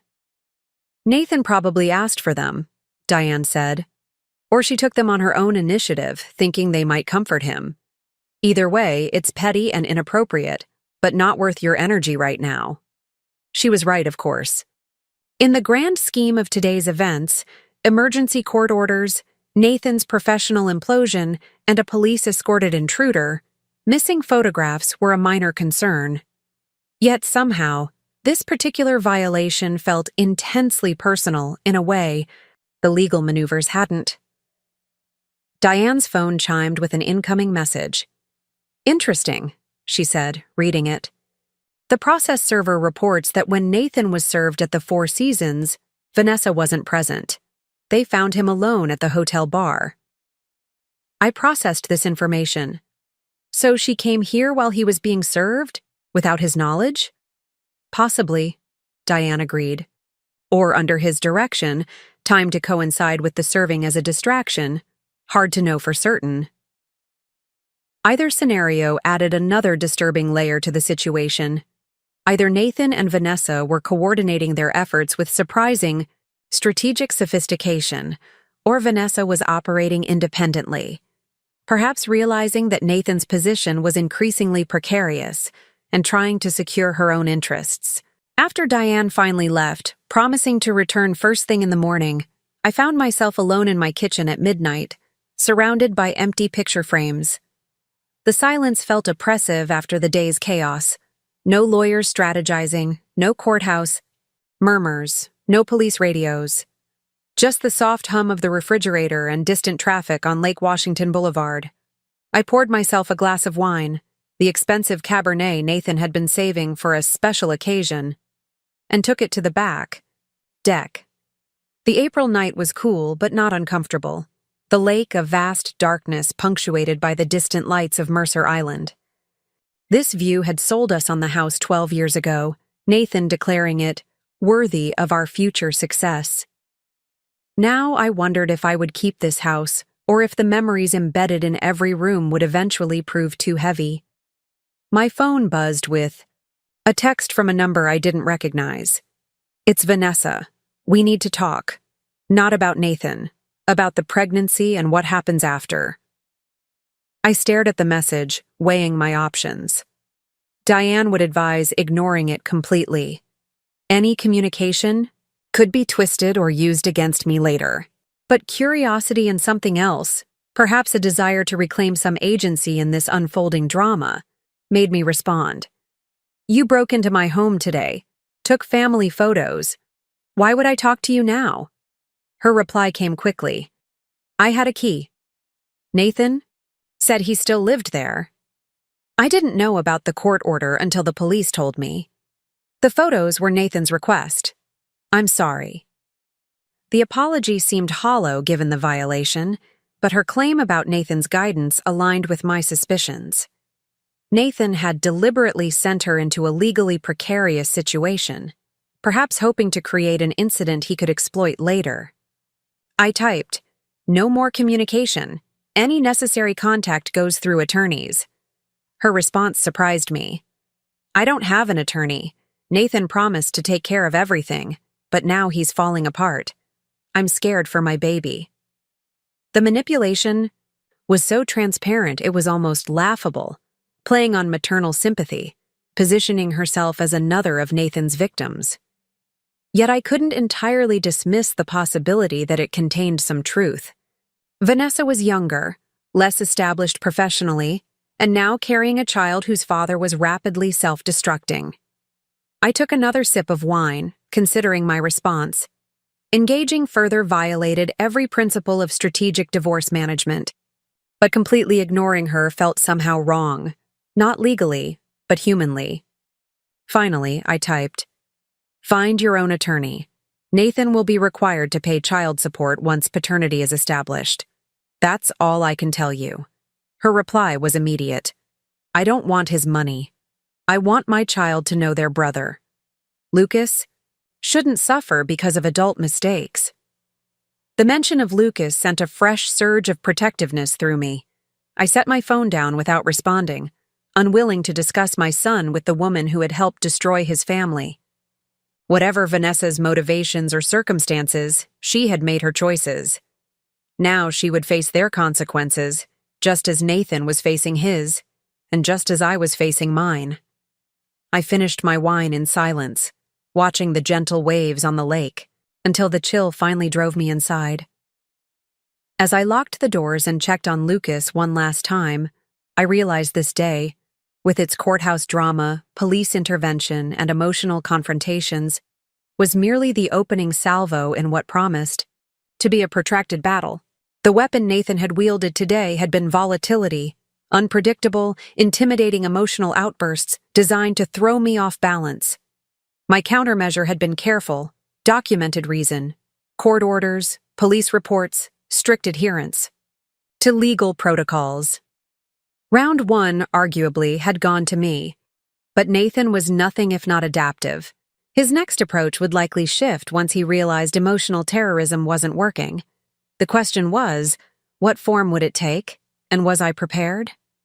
Morning arrived with Lucas bouncing on my bed at 6:30, apparently recovered from yesterday's emotional exhaustion and eager to tell me about a dream involving robot dinosaurs. His resilience both amazed and worried me. Was he genuinely processing everything healthily, or simply compartmentalizing in ways that might cause problems later? Can we have pancakes? He asked, already heading for the stairs. Dad always makes them on Saturdays. The casual reference to Nathan's weekend tradition, one he'd actually maintained fairly consistently despite his other absences, sent a pang through me.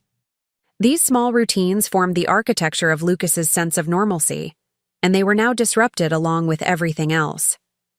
Absolutely, I agreed, following him downstairs. And I think we have chocolate chips to add. As Lucas measured, flour with the careful concentration of a scientist handling volatile compounds, my phone rang. Diane. Nathan's attorney finally surfaced, she said without preamble. Lawrence Chen from Blackwell and Hayes. I recognized the firm immediately, one of Seattle's most aggressive and expensive divorce practices, known for representing tech executives and old money families. That's concerning, I said, turning slightly away from Lucas. It's actually beneficial, Diane countered. Chen is ruthless but ethical. He doesn't play dirty tricks, and he'll recognize when a case is unwinnable. Unlike some attorneys, who encourage hopeless fights for the billable hours, Chen will advise Nathan realistically about his position. And that position is? Precarious, Diane said with satisfaction. Chen requested a meeting, just attorneys initially. It's scheduled for 11. After breakfast, I arranged for Lucas to spend a few hours with his friend Ethan, whose parents had been quietly supportive since learning about the separation. Their offer of anytime childcare had become invaluable as the logistics of single parenthood collided with legal necessities. At 10:30, I arrived at Diane's office, having changed 3 times before settling on a navy sheath dress that projected professional confidence without appearing unnecessarily aggressive. Image management had become yet another component of the divorce chess game. Too polished might suggest indifference to the marriage's end. Too disheveled could support Nathan's claims about my mental state. Perfect outfit choice, Diane approved as I entered her office. Professional but not intimidating. Chen is old school. He responds better to understated elegance than power suits. I'm not attending the meeting, I reminded her. No, but Chen will report back to Nathan, including how you presented yourself while waiting. Everything feeds the narrative. The constant performance was exhausting, but I understood its necessity. Perception could influence everything from settlement offers to custody arrangements. What's our objective today? I asked, settling into the visitor's chair across from Diane's imposing desk.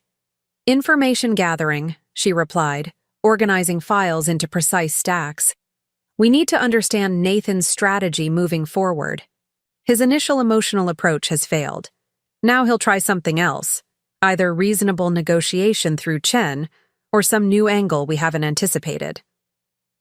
Lawrence Chen arrived precisely at 11, a compact man with silver-streaked hair and impeccable tailoring. He offered me a respectful nod as Diane's assistant escorted him past the reception area, where I pretended to read a magazine. "Mrs. Wilson," he said, his voice carrying the faintest trace of a British boarding school accent. "I regret the circumstances of our meeting." "As do I," I replied evenly, neither hostile nor warm. With another slight nod, he followed the assistant into Diane's office, leaving me to wonder what approach Nathan had instructed him to take. The meeting lasted precisely 90 minutes. When Chen emerged, his expression revealed nothing, but Diane's subtle smile as she showed him out suggested the discussion had gone favorably for our side. "Well?" I asked once we were alone in her office. "Nathan's desperation is showing," she reported, settling behind her desk. Chen opened with a reasonableness offensive, suggesting we set aside emotions and work toward an amicable solution that benefits Lucas. "That sounds unexpectedly mature," I said cautiously. "It's a tactical retreat," Diane clarified. Nathan realized his aggressive approach backfired spectacularly. Now he's trying to position himself as the reasonable party while painting your emergency filings as an overreaction. "Did Chen mention the prenup?" "Oh yes," Diane said with a satisfied smile. "He tried to suggest it was signed under duress, that Nathan didn't understand its implications, that 12 years of marriage rendered it effectively void, standard challenges, all easily refuted. And when I countered each argument and mentioned Harrison Wilson's willingness to testify about his son's full understanding of the document, Chen shifted focus remarkably quickly. The strategic value of Harrison's support continued to prove invaluable.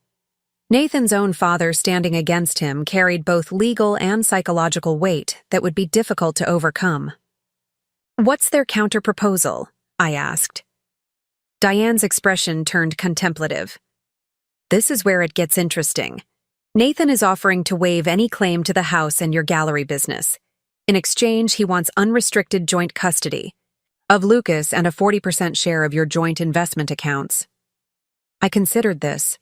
The house and gallery were already protected by the prenup's infidelity clause, making his concession meaningless. The investment accounts were substantial, nearly $2. $8 million accumulated through strategic investments over our marriage. 40% would give Nathan over $1 million despite his clear violation of the prenup. Most concerning, however, was the unrestricted joint custody request. Given Nathan's recent volatility and the pending psychiatric evaluation ordered by Judge Watkins, this seemed both unrealistic and potentially dangerous for Lucas. He's offering to concede things he can't win anyway, asking for money he isn't entitled to, and demanding custody arrangements that no judge would grant given his recent behavior, I summarized. "Precisely," Diane confirmed. "It's a starting position, obviously, but an illuminating one. It shows he's still not accepting the reality of his situation." "What did you counter with?" "I didn't," Diane said, leaning back in her chair. "I simply reminded Chen that the prenup's infidelity clause had been triggered and documented, that Nathan's recent behavior had necessitated police involvement, and that any custody arrangement would need to follow the court's requirements for psychiatric evaluation. And Chen requested time to consult further with his client," she reported with satisfaction. "Which means he's going to have a very difficult conversation with Nathan about legal realities versus emotional desires." I should have felt triumphant. Every legal and strategic advantage was tilting in my favor. Yet I felt only a hollow sort of sadness. Not for the marriage, which had clearly been broken longer than I'd realized, but for the decent man Nathan had once been. before success and entitlement had warped him. "Do you think Nathan will accept reality once Chen explains it?" I asked. Diane's expression turned serious. "Rarely does anyone immediately accept a complete loss of control, especially men accustomed to dominance. Nathan might appear to accept reality while seeking alternative means of regaining power." "What alternative means?" "Hard to predict," she admitted. "But desperation breeds creativity. Stay vigilant." That vigilance was tested sooner than expected. When I picked up Lucas from his playdate, Ethan's mother pulled me aside with an uncomfortable expression. "Rachel, I thought you should know," she said quietly while the boys gathered Lucas's things. "Nathan called here this morning asking to speak with Lucas. When I explained he was playing with Ethan and not available, Nathan said some concerning things." My stomach tightened. "What kind of things?" She hesitated. "He implied you were keeping Lucas from him illegally, that you were unstable and potentially harmful to Lucas. He asked me to keep an eye on Lucas and report any concerning behavior to him directly." The calculated attempt to turn Lucas's social circle into surveillance operatives sent a chill through me. Nathan was trying to build a network of informal monitors who might inadvertently provide evidence for his custody case. "There's a court order granting me temporary primary custody," I explained, keeping my voice calm despite my rising anger. "Nathan has supervised visitation rights pending a psychiatric evaluation.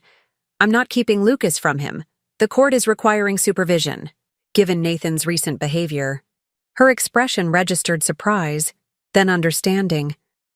"I thought it might be something like that." Nathan sounded not himself. "I've known you both for years, and this didn't align with what I've observed." The conversation highlighted a new front in Nathan's campaign. The court of public opinion among Lucas's friends' parents, our neighbors, the school community. While the social media gag order prevented direct online attacks, nothing stopped Nathan from planting seeds of doubt through personal conversations. "Thank you for telling me," I said sincerely. And for not simply accepting Nathan's version of events. On the drive home, I contemplated this new tactic.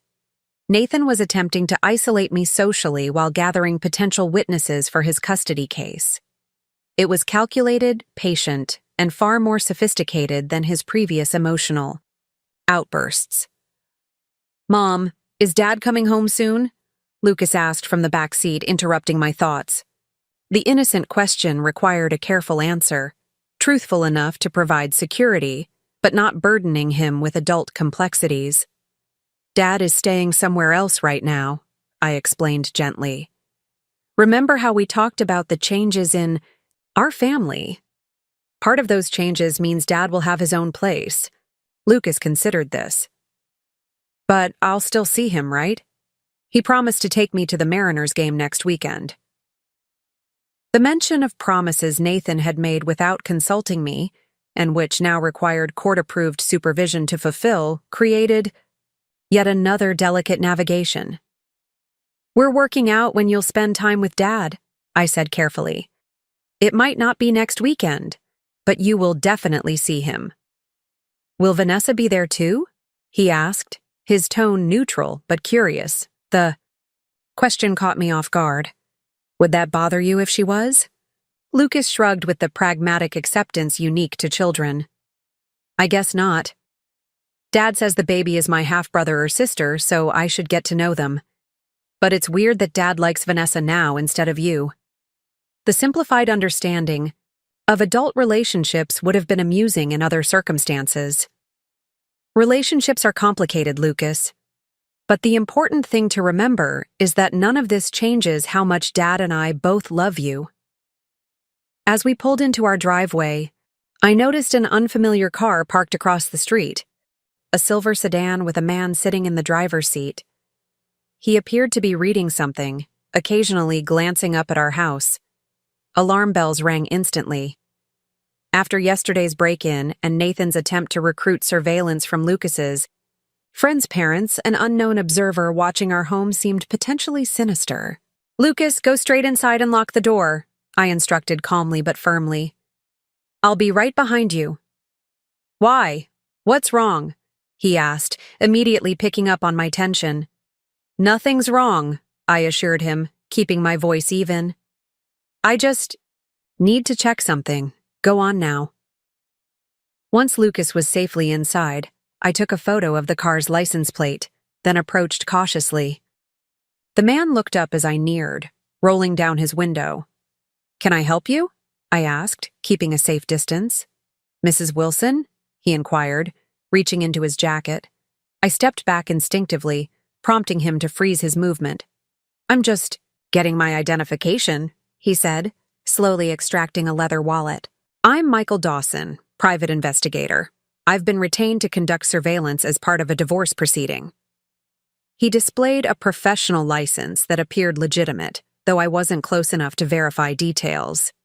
Retained by whom? I demanded, though the answer was obvious. I'm not at liberty to disclose my client, he replied with practiced neutrality. But I'm operating within legal parameters for Washington State. I'm required to identify myself if directly confronted, which I've done. The calculated precision of this approach, not illegal, but deliberately intimidating, carried Nathan's new strategic fingerprints. You're watching my home, I stated, where my minor child lives. I'm conducting legal observation from public property, he corrected. I don't enter private property or photograph minors. I'm simply documenting comings and goings. I took a deep breath, resisting the urge to order him away. His presence was unsettling but apparently legal. Reacting emotionally would only provide fodder for his reports back to Nathan. I've documented this interaction, I said instead, indicating my phone. Any deviation from the legal limitations you've claimed to observe will be reported immediately to both the police and the court handling our divorce proceedings. He nodded with professional detachment. Understood, Mrs. Wilson. Have a good day. I returned to the house, hands trembling slightly as I locked the door behind me.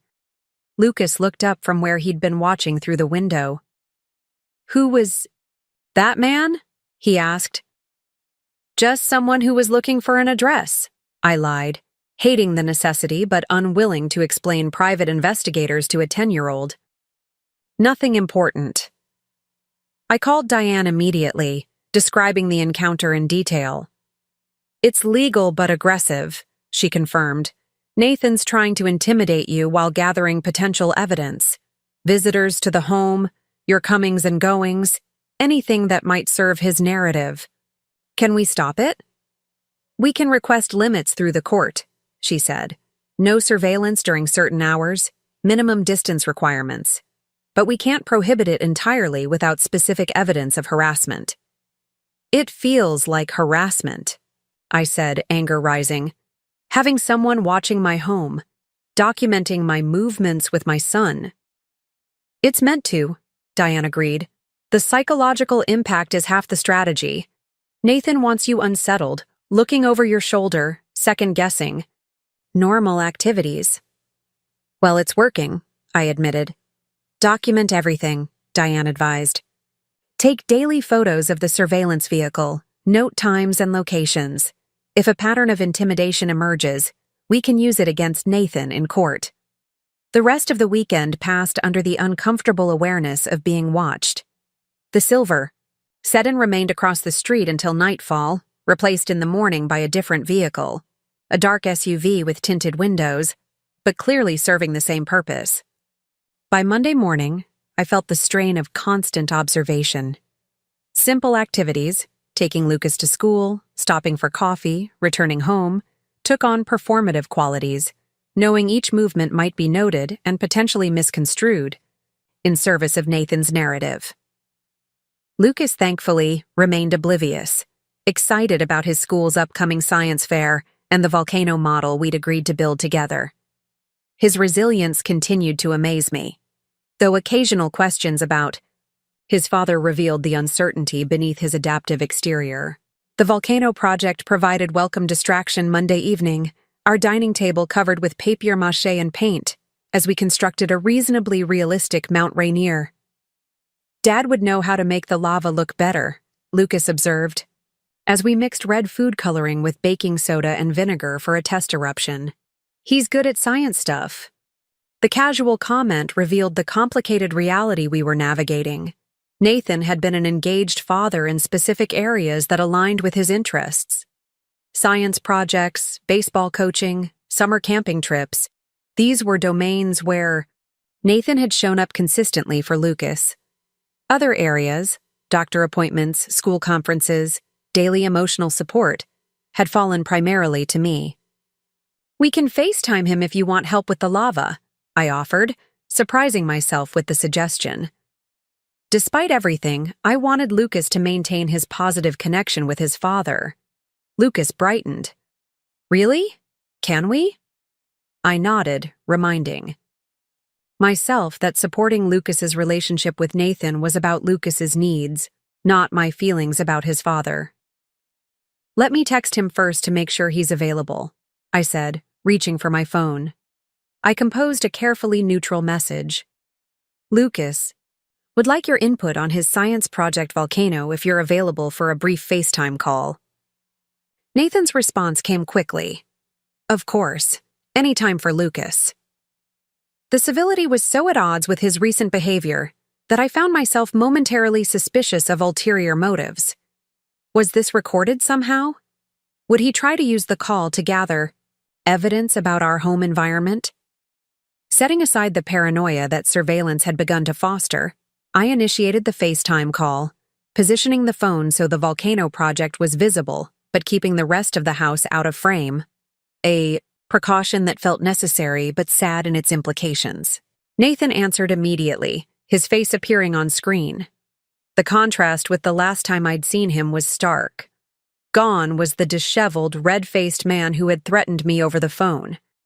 In his place was a Nathan I recognized, clean-shaven, hair neatly styled, wearing a collared shirt that suggested professional composure.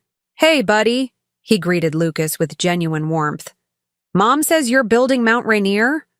Lucas launched enthusiastically into an explanation of the project, holding up various components for his father's approval. Nathan responded with appropriate enthusiasm, offering suggestions for the lava mixture and eruption mechanism. I stayed just out of frame, supervising without participating, giving Lucas this moment with his father while maintaining the boundaries the court had established. "When can I see you for real?" Lucas eventually asked, the question I'd been dreading. Nathan's expression flickered briefly before settling into careful neutrality. "Soon, buddy. There's some grown-up stuff to work out first. But I miss you. Like crazy." "Mom said there are special rules now," Lucas continued, "about when we can hang out." Nathan's eyes flicked toward me, though I remained off camera. "That's right," he said, his voice remarkably even. "Just temporary while we sort things out, but I promise we'll have lots of time together soon." The measured response surprised me. I had expected Nathan to undermine the court restrictions or place blame on me. Instead, he had acknowledged the reality of our situation without frightening or confusing Lucas. "Will Vanessa be there too?" Lucas asked with a child's direct curiosity. "And the baby?" Nathan hesitated visibly. "The baby won't be here for a few more months," he explained carefully. "But yes, Vanessa is part of my life now, and eventually you'll probably spend some time with both of us." "Is she nice?" Lucas pressed. "She is," Nathan affirmed. "But no one could ever replace your mom, buddy. You know that, right?" The unexpected acknowledgement caught me off guard. Was this genuine consideration for Lucas's feelings, or carefully crafted optics for an interaction Nathan assumed I would document? "I know," Lucas said simply. "Mom's mom and Vanessa's Vanessa." The uncomplicated acceptance of his new reality both relieved and saddened me. Children adapted, yes, but should they have to adapt to such adult complications? "I should go," Nathan said after a few more minutes of volcano discussion. "But I'm really proud of your project, Lucas. Send me pictures when it's done, okay? Okay, Dad. Love you. Love you too, buddy. More than anything. After the call ended, Lucas returned to the volcano with renewed energy, implementing several of Nathan's suggestions. I watched him work, troubled by the stark contrast between Nathan's interaction with Lucas and his recent behavior toward me. Dad seemed happy, Lucas observed as he carefully painted lava flows down the volcano's side. I'm glad, I said truthfully. Whatever my feelings about Nathan, Lucas deserved a father who could set aside adult conflicts to maintain a loving relationship with his son. Later that night, after Lucas was asleep, I received a text from Nathan. Thank you for the call with Lucas. I appreciate it. The simple acknowledgement seemed sincere, lacking the undercurrent of manipulation present. In our recent interactions, I considered not responding but eventually typed, Lucas needs his father in his life. That hasn't changed. Nathan replied, I've started the psychiatric evaluation the court ordered. First session was today. This voluntary disclosure surprised me. Nathan could have dragged his feet on the evaluation, delaying the process and the restoration of unsupervised visitation. His prompt compliance suggested either genuine concern for maintaining his relationship with Lucas or strategic positioning for the upcoming temporary orders hearing, or perhaps both. I responded with neutral acknowledgement. That's good to hear. Rachel, came his next message. I know you won't believe this, but I never wanted to hurt Lucas. Or you. Things just spiraled. The attempted justification resurrected the anger I'd been carefully managing. Things hadn't spiraled. Nathan had made deliberate choices repeatedly over months. He had calculated risks, hidden evidence, constructed elaborate lies. Rather than engaging with his narrative, I replied simply, We should communicate through our attorneys. Right, he responded after a pause. Of course. Good night, Rachel. The brief exchange left me unsettled. The Nathan who had appeared on FaceTime and in these texts seemed so different from the man who had threatened to destroy me, who had recruited private investigators to surveil my home, who had attempted to turn our social circle against me. Which version was the performance? Which was real? Perhaps both were aspects of the same complex person, emerging under different pressures.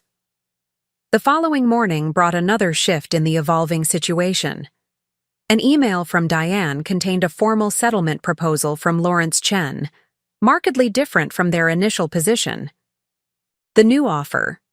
Nathan would accept the prenup's enforcement regarding the house and my gallery business. He would claim only 20% of the joint investment accounts rather than 40%.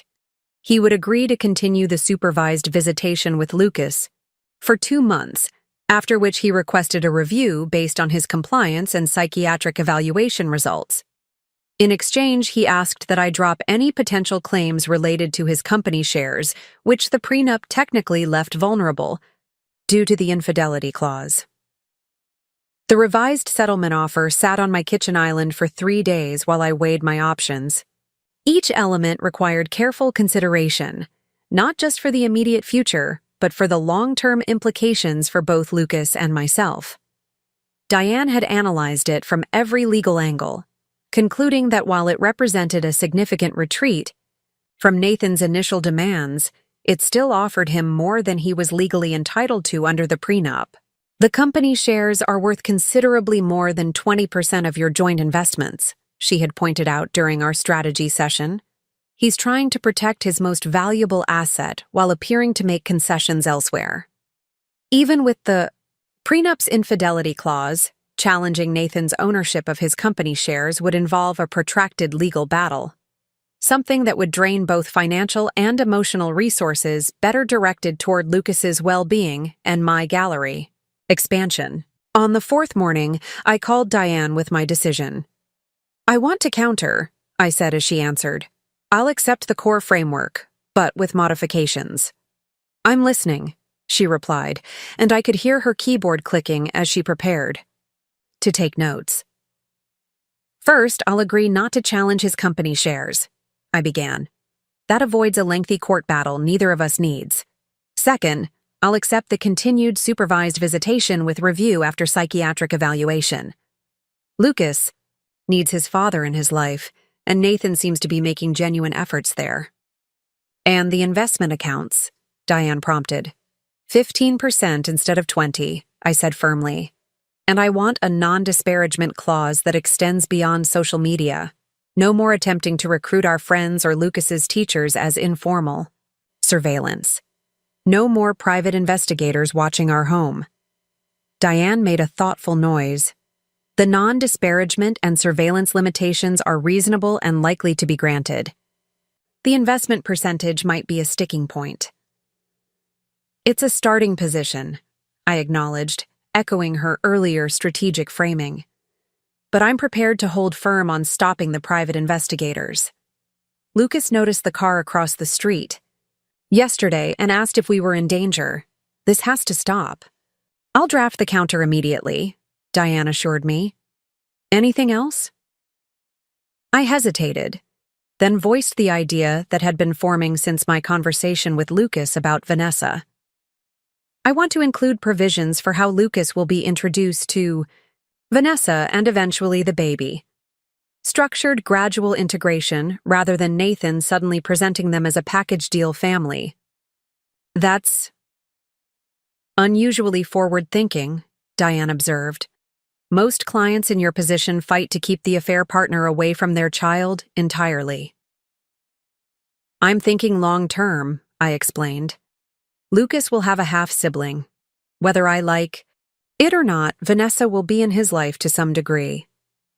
I'd rather control how that relationship develops than have Nathan handle it impulsively. After ending the call with Diane, I found myself drawn to the deck overlooking the lake. The same spot where I'd contemplated my future after the anniversary dinner disaster. The 6 weeks since that night had transformed my reality completely.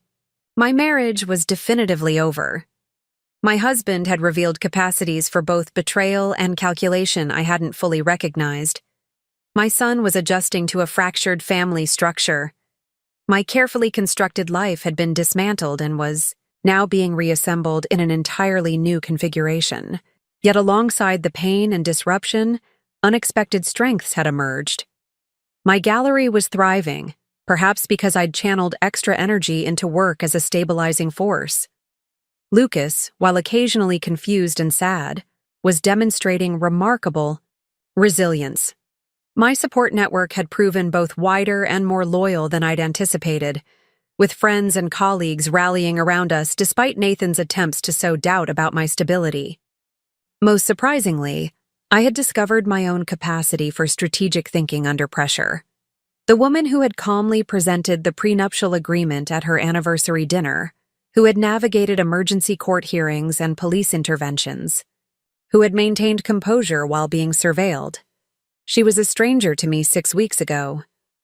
Now she was simply who I had become out of necessity. My phone chimed with a text from Greg Bennett. Board meeting concluded. Permanent replacement CEO search initiated. Nathan officially removed from operational role but retains board seat. Thought you should know. Another piece of the puzzle falling into place. Nathan would maintain his ownership stake and board position, ensuring future financial stability, but had lost the daily power and prestige of running the company he had founded. The consequences of his personal choices had permanently altered his professional identity. I wondered briefly how Vanessa was processing these developments. The powerful CEO she had become involved with was now diminished in status, facing financial restrictions, undergoing psychiatric evaluation, and limited to supervised visitation with his son. Was she reconsidering her choices, adjusting her expectations, planning an exit strategy? A notification appeared on my phone, an email from an address I didn't recognize. The subject line read simply, "From Vanessa, please read." Curiosity overcame caution, and I opened it. "Rachel, I know you don't owe me any consideration, and that your attorneys have probably advised against any direct communication. I'm writing anyway, because I believe there are things you should know that might influence the decisions you're making. Nathan is unraveling. The company was his identity, and losing operational control has triggered something dark in him. He's drinking heavily, making plans he won't discuss, and fixating on regaining control of the company, of his finances, of Lucas, of everything. I'm telling you this not to gain sympathy or advantage, but because I'm genuinely concerned for Lucas. And yes, for my unborn child who will share Nathan as a father. I never intended to destroy your marriage. Nathan told me repeatedly that your relationship was effectively over, that you stayed together for appearances and for Lucas. By the time I realized the extent of his deception, I was already pregnant. I don't expect forgiveness or friendship. But perhaps we can find a way forward that protects both children involved. They're innocent in all this, and they'll be connected for life regardless of what happens between the adults. I've retained my own attorney now. Nathan doesn't know yet. I'm preparing for the possibility that he may abandon this pregnancy as his other priorities shift. I wanted you to know that I'm not counting on Nathan's promises anymore. Vanessa. I sat with the email for several minutes, assessing its authenticity and implications. Was this a genuine warning from a woman recognizing the precariousness of her position? Or another manipulative tactic coordinated with Nathan, perhaps intended, to position Vanessa as reasonable and concerned while casting further doubt on Nathan's stability? The detail about retaining her own attorney suggested authenticity. It indicated Vanessa was taking steps to protect herself independently, which aligned with someone recognizing Nathan's unreliability. Rather than responding directly, I forwarded the email to Diane with a brief note. Thoughts? Particularly concerned about the making plans he won't discuss part. Her reply came within minutes. Concerning if genuine, requesting emergency hearing to formalize temporary orders immediately rather than waiting for scheduled date next week. We'll call shortly. The accelerated timeline proved justified.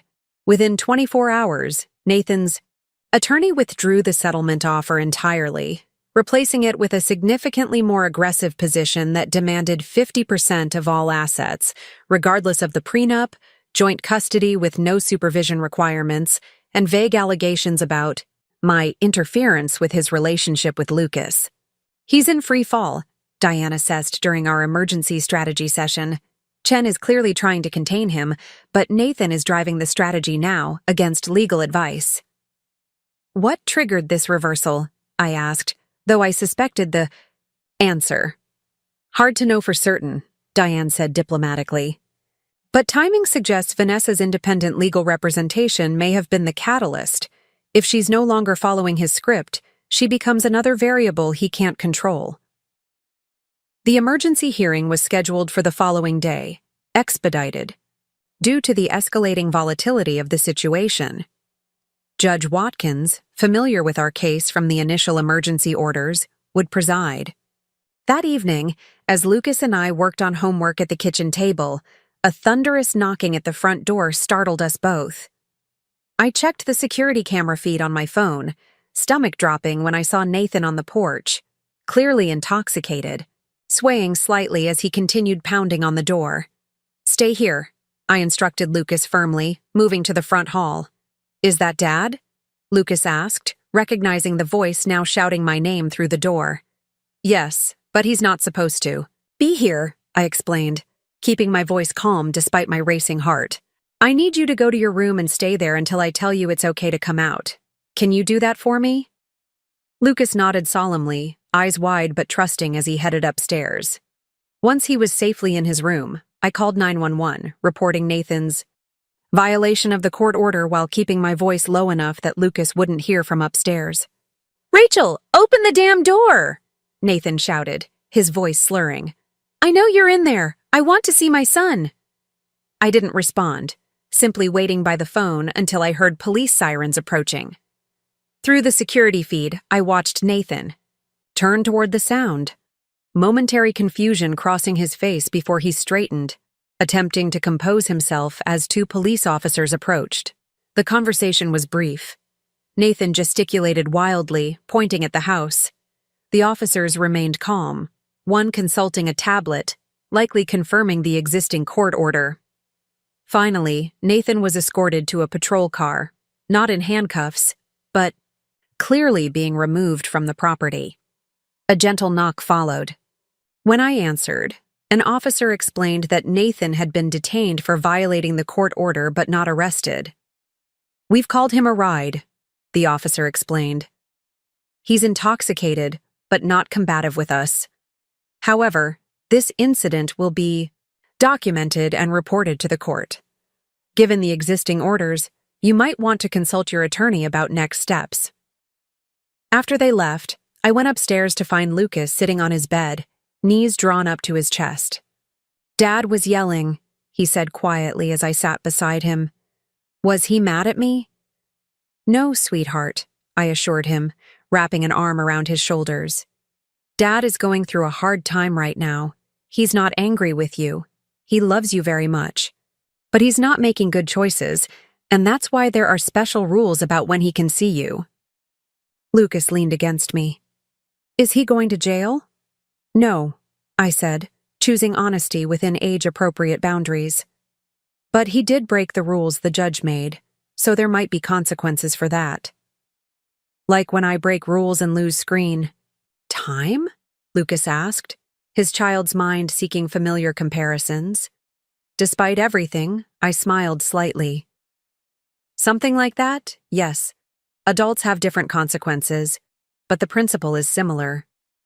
Lucas seemed to accept this explanation, and after reading him an extra chapter of his current favorite book, he settled into sleep more easily than I had feared. Downstairs, I called Diane despite the late hour, knowing she would want immediate details of the incident.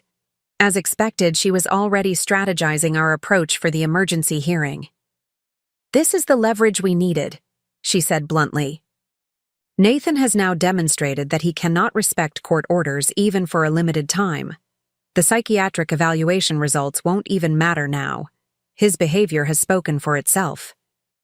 The next morning, Lucas went to school with no mention of the previous night's events, his resilience once again both impressing and concerning me. Had he simply compartmentalized the incident, or was he developing unhealthy coping mechanisms by suppressing his reactions? The emergency hearing proceeded with unexpected efficiency. Judge Watkins, clearly displeased by Nathan's violation of her previous orders, listened to evidence of the incident with thinning lips and narrowed eyes. Nathan, present with his attorney, but subdued in a way that suggested either strategic coaching or the aftermath of his previous night's intoxication, avoided meeting my gaze throughout the proceedings. The judge's ruling was decisive. The court finds that Mr. Wilson has demonstrated an inability to comply with even basic court orders. His arrival at the marital residence while intoxicated, demanding to see the minor child in direct violation of supervised visitation requirements, shows poor judgment and potential risk to both Mrs. Wilson and the child's emotional well-being. Therefore, the court is extending the emergency orders with modifications. Mr. Wilson's visitation with the minor child will remain supervised, but now must occur at a professional visitation facility, rather than with an approved family supervisor. Mr. Wilson is ordered to complete not only the previously required psychiatric evaluation, but also alcohol assessment and any recommended treatment. The court is also issuing a restraining order prohibiting Mr. Wilson from coming within 500 feet of the marital residence or Mrs. Wilson's place of business. Mrs. Wilson's request to formalize the prohibition against private surveillance is granted. Mr. Wilson is ordered to immediately terminate any private investigation services monitoring Mrs. Wilson or the marital home. These orders will remain in effect until the final divorce hearing, which the court is expediting given the circumstances. Temporary child support and spousal maintenance provisions outlined in Mrs. Wilson's filings are approved as submitted. As we left the courthouse, Lawrence Chen approached us, his expression grave. "Mrs. Wilson, Ms. Rivera, a moment, if I may." Diane positioned herself slightly in front of me, professional protection in human form. Yes, counselor? My client has authorized me to reinstate settlement discussions, Chen said formally. Recent events have clarified certain realities for him. Diane's expression remained neutral. We're open to good faith negotiations that prioritize Lucas's well-being and Mrs. Wilson's safety. Chen nodded, his gaze shifting briefly to me. Mrs. Wilson, I want to convey that despite recent appearances, Mr. Wilson does genuinely care for his son. His actions, while inexcusable, stem from emotional turmoil rather than malice toward you or Lucas. The carefully worded semi-apology carried the distinct impression of a lifeboat being lowered from a sinking ship. Nathan, finally recognizing the complete collapse of his position, was attempting to salvage whatever dignity and relationship with Lucas remained possible. His actions endangered my son's emotional well-being and violated explicit court orders, I replied evenly, but I have never intended to sever Lucas's relationship with his father. I want Nathan to get the help he needs to be a stable, positive presence in Lucas's life. Chen seemed to assess the sincerity of my statement before nodding. I believe we can work toward that shared goal. I'll have a revised proposal to Ms. Rivera by tomorrow morning. As he walked away, Diane gave me an appraising look. That was remarkably generous, given circumstances. It wasn't generosity, I corrected. It was pragmatism. Lucas needs his father, not the volatile, unstable version of the past few weeks, but the father who taught him to throw a baseball and helped with science projects. If there's a path to Nathan becoming that person again, I have to support it, for Lucas's sake. 3 months later, I stood in the expanded space of my new gallery in the International District, watching as staff arranged the final pieces for our grand opening. The renovation had transformed the former warehouse into a light-filled showcase for emerging Northwest artists, with the original industrial elements preserved as a framework for the contemporary art. The gallery expansion had become my focus. During the turbulent divorce proceedings, a creative outlet and professional achievement entirely separate from the dissolution of my marriage. What had begun as a contingency plan during those early suspicious months had blossomed into a thriving reality that now employed 6 people and represented 27 artists. My phone buzzed with a text from the visitation center.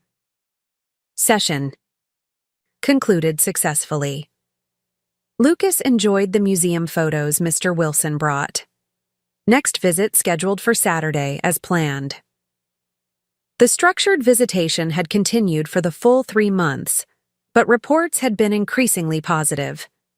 Nathan, finally taking his psychiatric treatment and alcohol assessment seriously, had maintained perfect compliance with all court requirements. The father Lucas needed was gradually re-emerging from the chaos of anger and entitlement that had temporarily consumed him. The final divorce decree had been signed 2 weeks earlier, its terms reflecting both the prenuptial agreement's core provisions and the realities that had emerged during the proceedings. The Madison Park house remained with Lucas and me, though we had decided to sell it and find a new home without the complicated memories. The joint investment accounts were divided 85-15 in my favor. As per the prenup's infidelity clause, Nathan's company shares remained entirely his, allowing him financial stability despite his reduced role. Child support was set at a level that maintained Lucas's standard of living while acknowledging Nathan's changed income situation.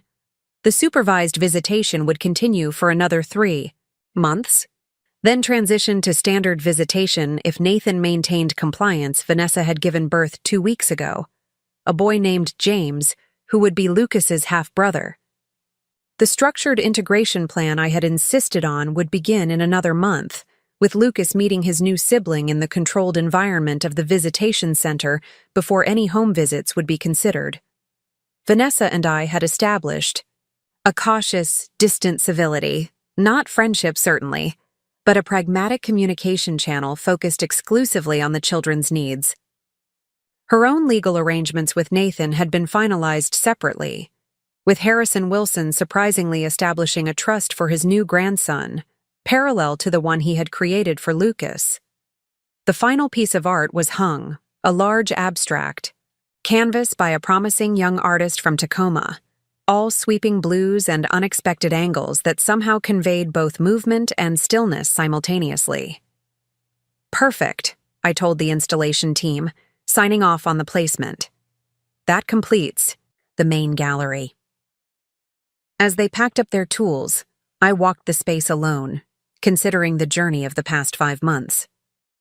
The night of my anniversary dinner had shattered the life I thought I had, revealing both betrayal and strength I hadn't known existed. The prenup I had presented that night had been just the beginning, not just of a divorce, but of a complete transformation. The woman who had received that text message while setting the table for dinner no longer existed. In her place stood someone more resilient, more strategic, more independently confident than she had ever been. The gallery around me was physical proof of that evolution, a space I had conceived, financed, and created entirely on my own terms. My phone buzzed again. Lucas, texting from his friend's house where he was spending the afternoon. "Mom, Ethan's mom says we can have pizza for dinner. Is that okay? Also, I told Dad about my art project when I saw him today, and he wants to come to the school exhibition next month. He said he has to ask you first. Can he?" The simple question contained multitudes. Nathan acknowledging boundaries. Lucas continuing to value his father's presence. The normal childhood desire for pizza with friends continuing despite the upheaval of recent months. I typed back, "Pizza is fine. And yes, Dad can come to your art exhibition. We'll work out the details." Then I slipped my phone back into my pocket and continued my solitary tour of the gallery, each carefully selected piece reflecting some aspect of transformation, reinvention, and unexpected beauty emerging from disruption. The woman who had discovered her husband's betrayal 5 months ago could never have imagined this outcome. Not just survival, but genuine thriving. The prenup had protected my financial security, yes, but it was my own resilience that had truly saved me. The documents I had gathered, the preparations I had made, the boundaries I had established.